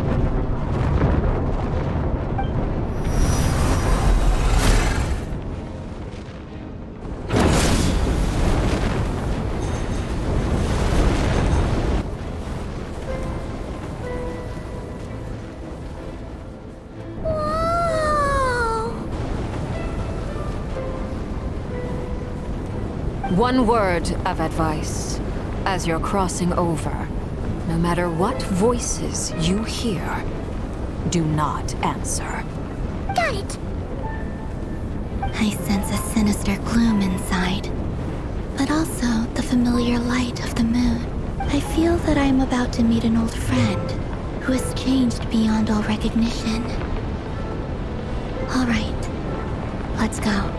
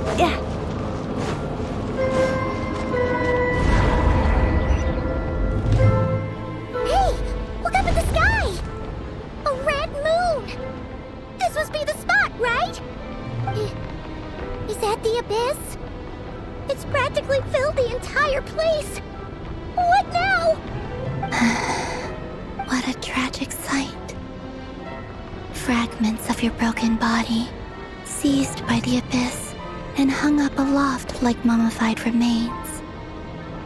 Iridescent moon, was this truly what you wished for? Careful! There's something spooky about this place. Feels like something is lurking in the fog. Haimon's right behind you. Whatever you do, don't run off without her.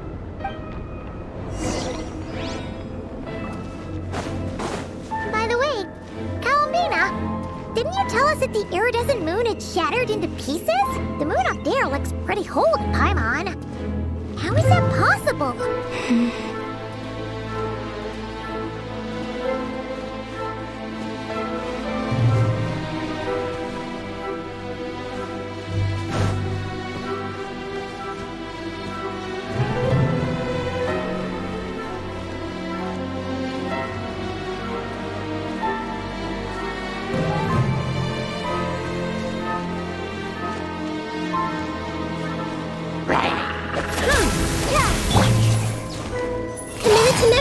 Strike a pop!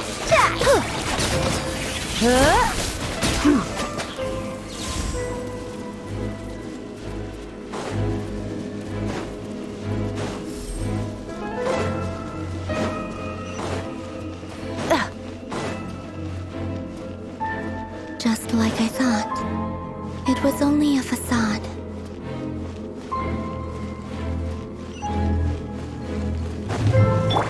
Shower me with praise! Let my name echo in song! Hey! Hold the line!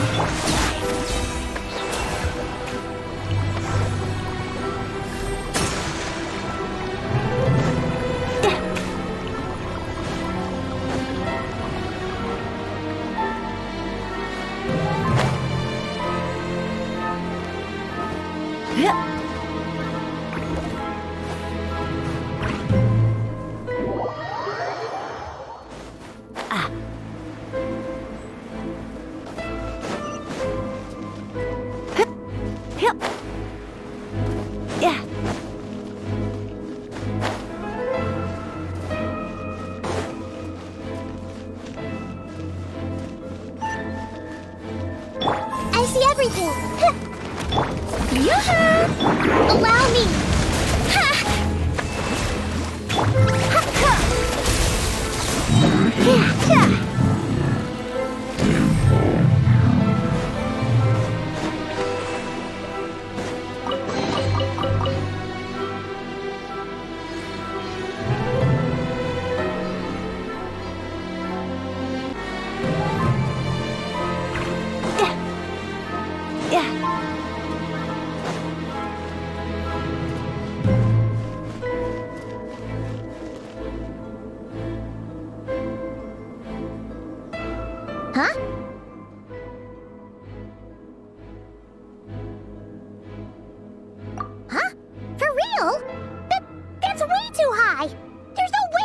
to reach it!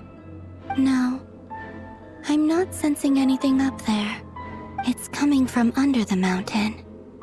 Let's see. Ah!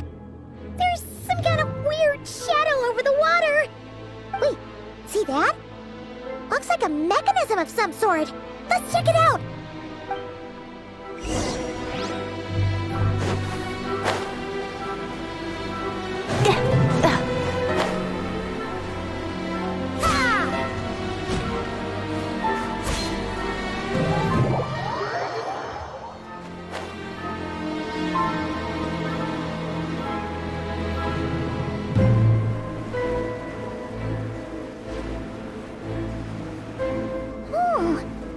Looks like a device from the time of Karia. Maybe people once came here to study the Crimson Moon's domain, and they left this behind. Oh, if we can activate it, we might find some clues.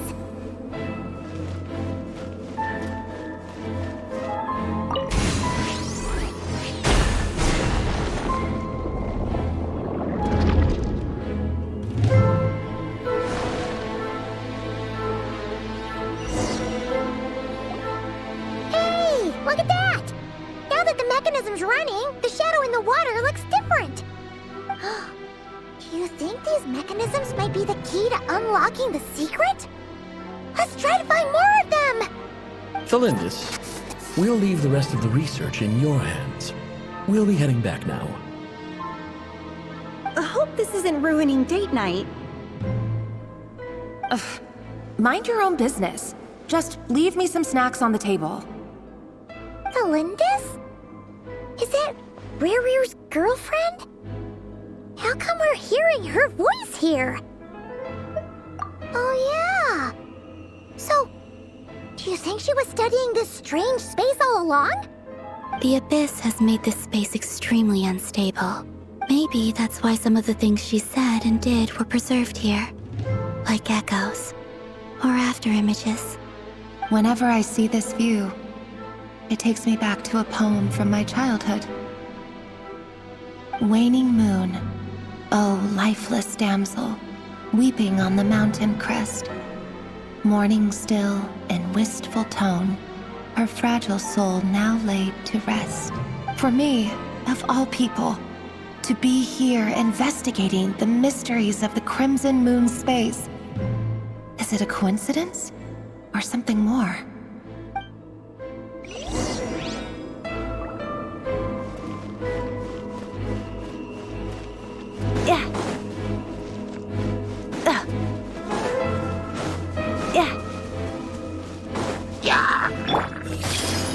Strike a pop! Hold the line! Commit it to memory!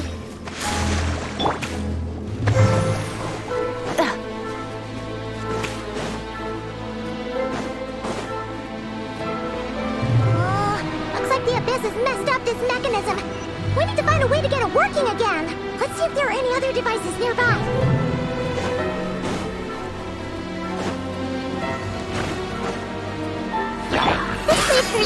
Shower me with good!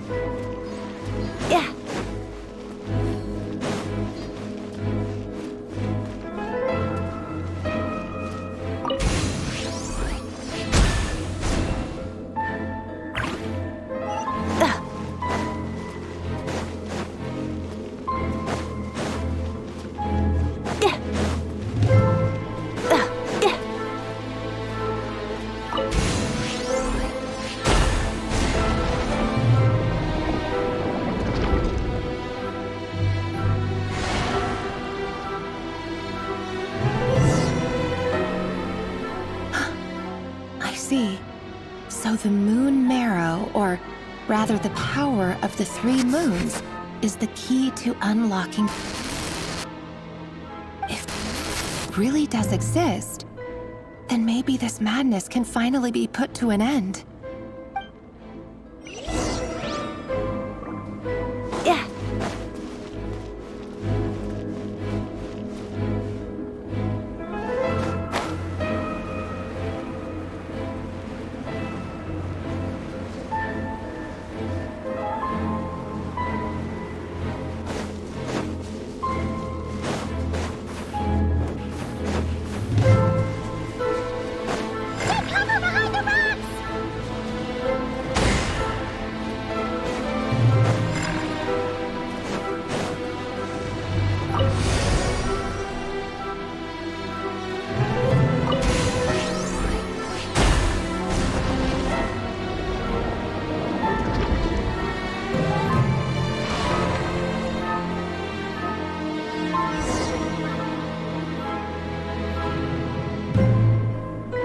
With the Abyss inhibitors in place, I should be able to access the chamber with the moon marrow.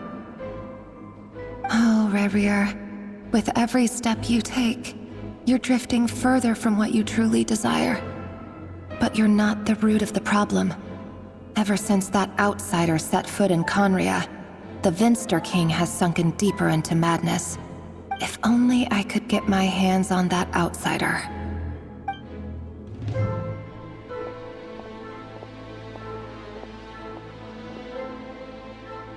Hey look! The moon's reflection is back to normal! Alindis' voice mentioned a chamber with the moon marrow. Do you think maybe it's hidden in the moon's reflection? It must be. For within it, I sense the fragile aura of a dying soul. Then there's no time to lose! Let's go!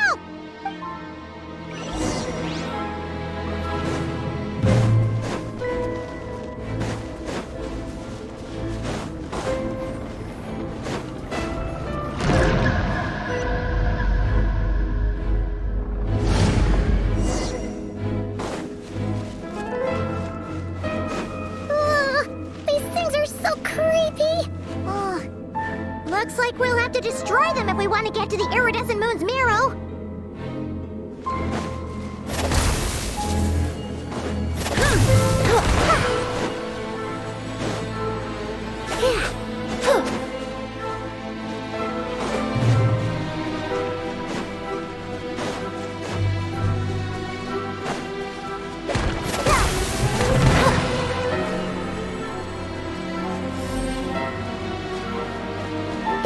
The iridescent moon's marrow! Oh, we'll need to destroy these things before we can reach it!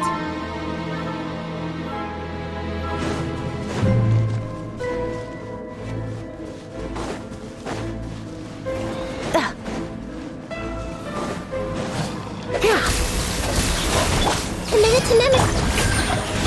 Allow me! Covenant of the Deep!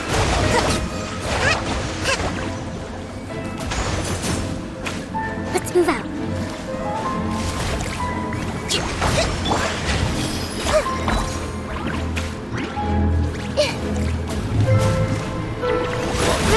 Roll! Strike a pop! Rest and rebuild!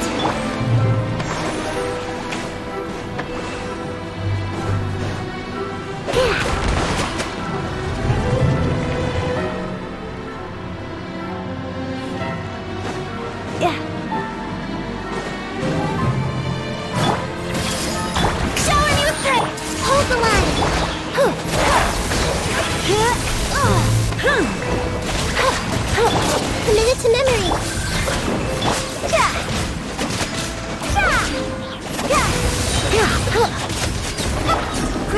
Grow.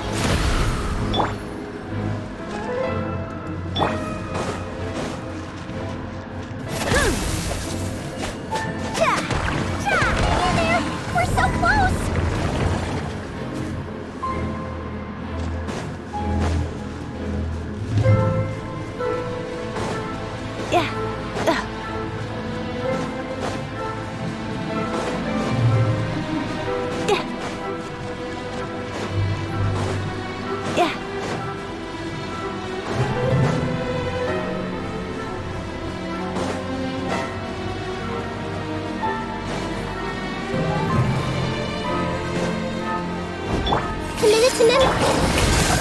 Let the world come alive! Billowing surge! Rest and rebuild!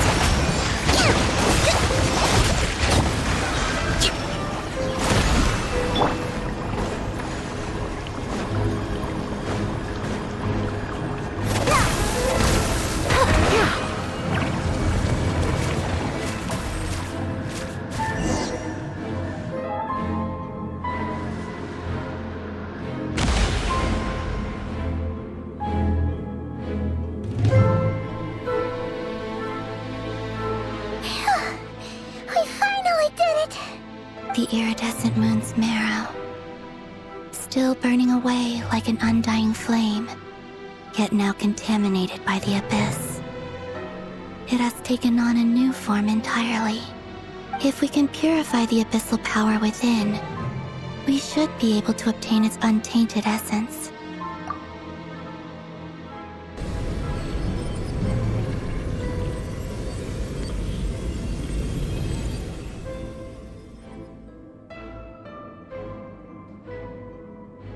so cold. Is it you? Are you here? Huh? Are you talking to us? At long last, I can see you once more. Our fates have crossed, and I am finally free. I'm sorry, I lied to you. Even knowing what was to come, I still couldn't let go of the fear in my heart as death drew near. The moment the moon shattered, my body began to split apart piece by piece. Like I was being cut into pieces by 1,000 blunt blades. My thoughts scattered as the cold crept in. But I could not bear to fade away like that. Tell me, what was it that brought you to us all that time ago? If only I had possessed your courage, then I might have been spared this torment more painful than death.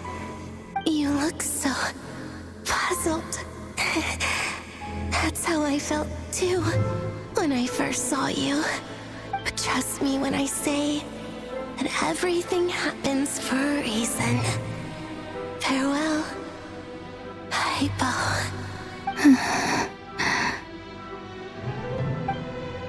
What was that all about? Was that the goddess of the iridescent moon? It sounded like she was speaking to a long-lost friend. But none of us have ever met her before, right? Perhaps. She took me for the goddess of the frost moon she once knew. For a fading soul like hers, our auras must be too similar to tell apart. But anyway, we've got the iridescent moon's marrow now. That should help you regain your strength, right? Alright, time to leave this place and meet back up with Arlecchino. Let's go!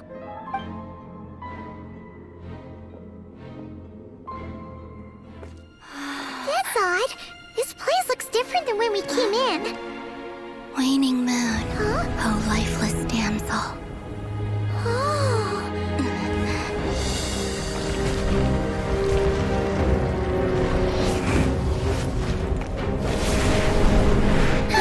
Hurry! The place is collapsing! It wants to trap us here. Who's it? The abyss? Now we've taken the moon marrow. All that's left here is a dark will. It will show us no mercy.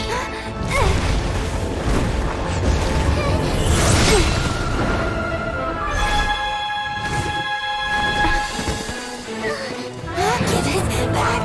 The crimson moons! My marrow! My heart!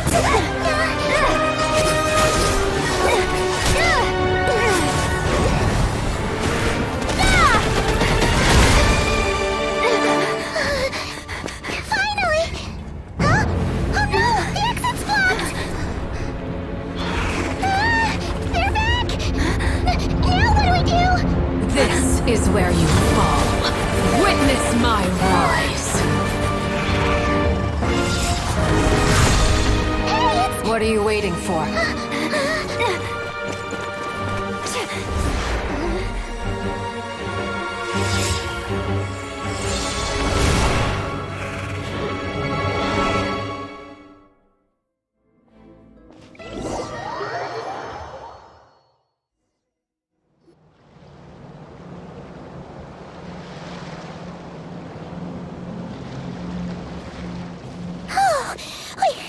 We made it! Was that you, Arlecchino? Did you save us? Wait, your hands! They're... Oh, this? Don't worry. It's a small price to pay. The Abyss wanted to trap you inside, and I defied its will by bringing you out. No wonder it's a little angry.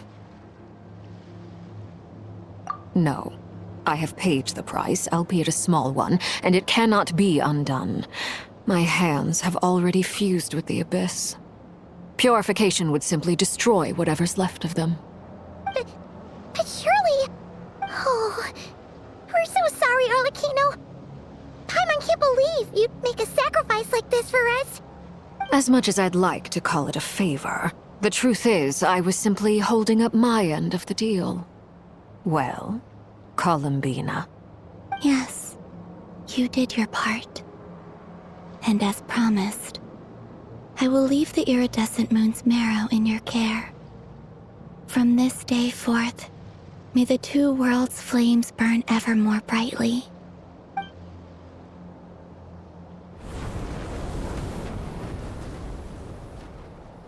I'll take that as a blessing. Now, Columbina, give me your hand. Accept this moonlight I offer in return.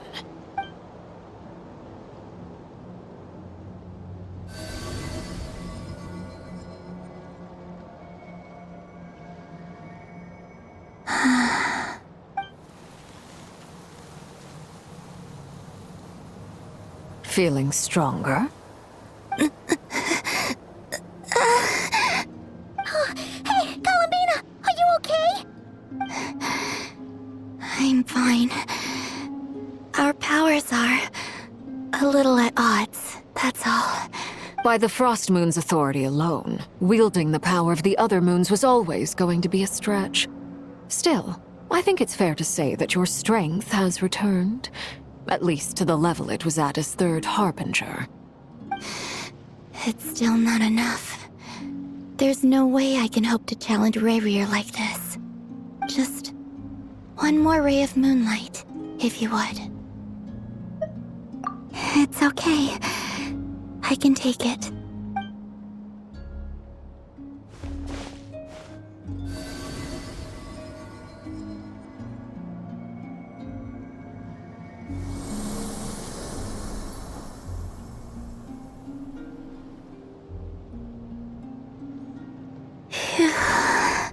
How about now? Fighting fit? At the very least, I won't have to stay hidden like before. I want to see him gone from Nod-Krai. The Rayheir of Solnari and his wild hunt must be sent back where they belong. Well, it's good to have something to aim for. You certainly seem more alive now than you did earlier. When I first met you, you didn't strike me as a ray of moonlight.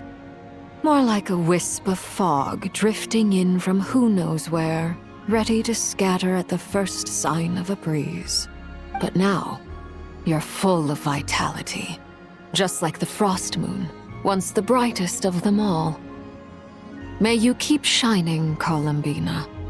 This is who you are. Thank you. Look after yourself too, Arlecchino. I know you have plans of your own, and that's why you're always seeking to grow stronger. But whatever you're after, don't let the Abyss take a hold of you. I do not wish to see you go down the same path as Rayrir. I appreciate the concern, Columbina. Although perhaps it's time you took a new name. A new name? Kutar, the Moon Maiden, Columbina. They're nothing more than code names.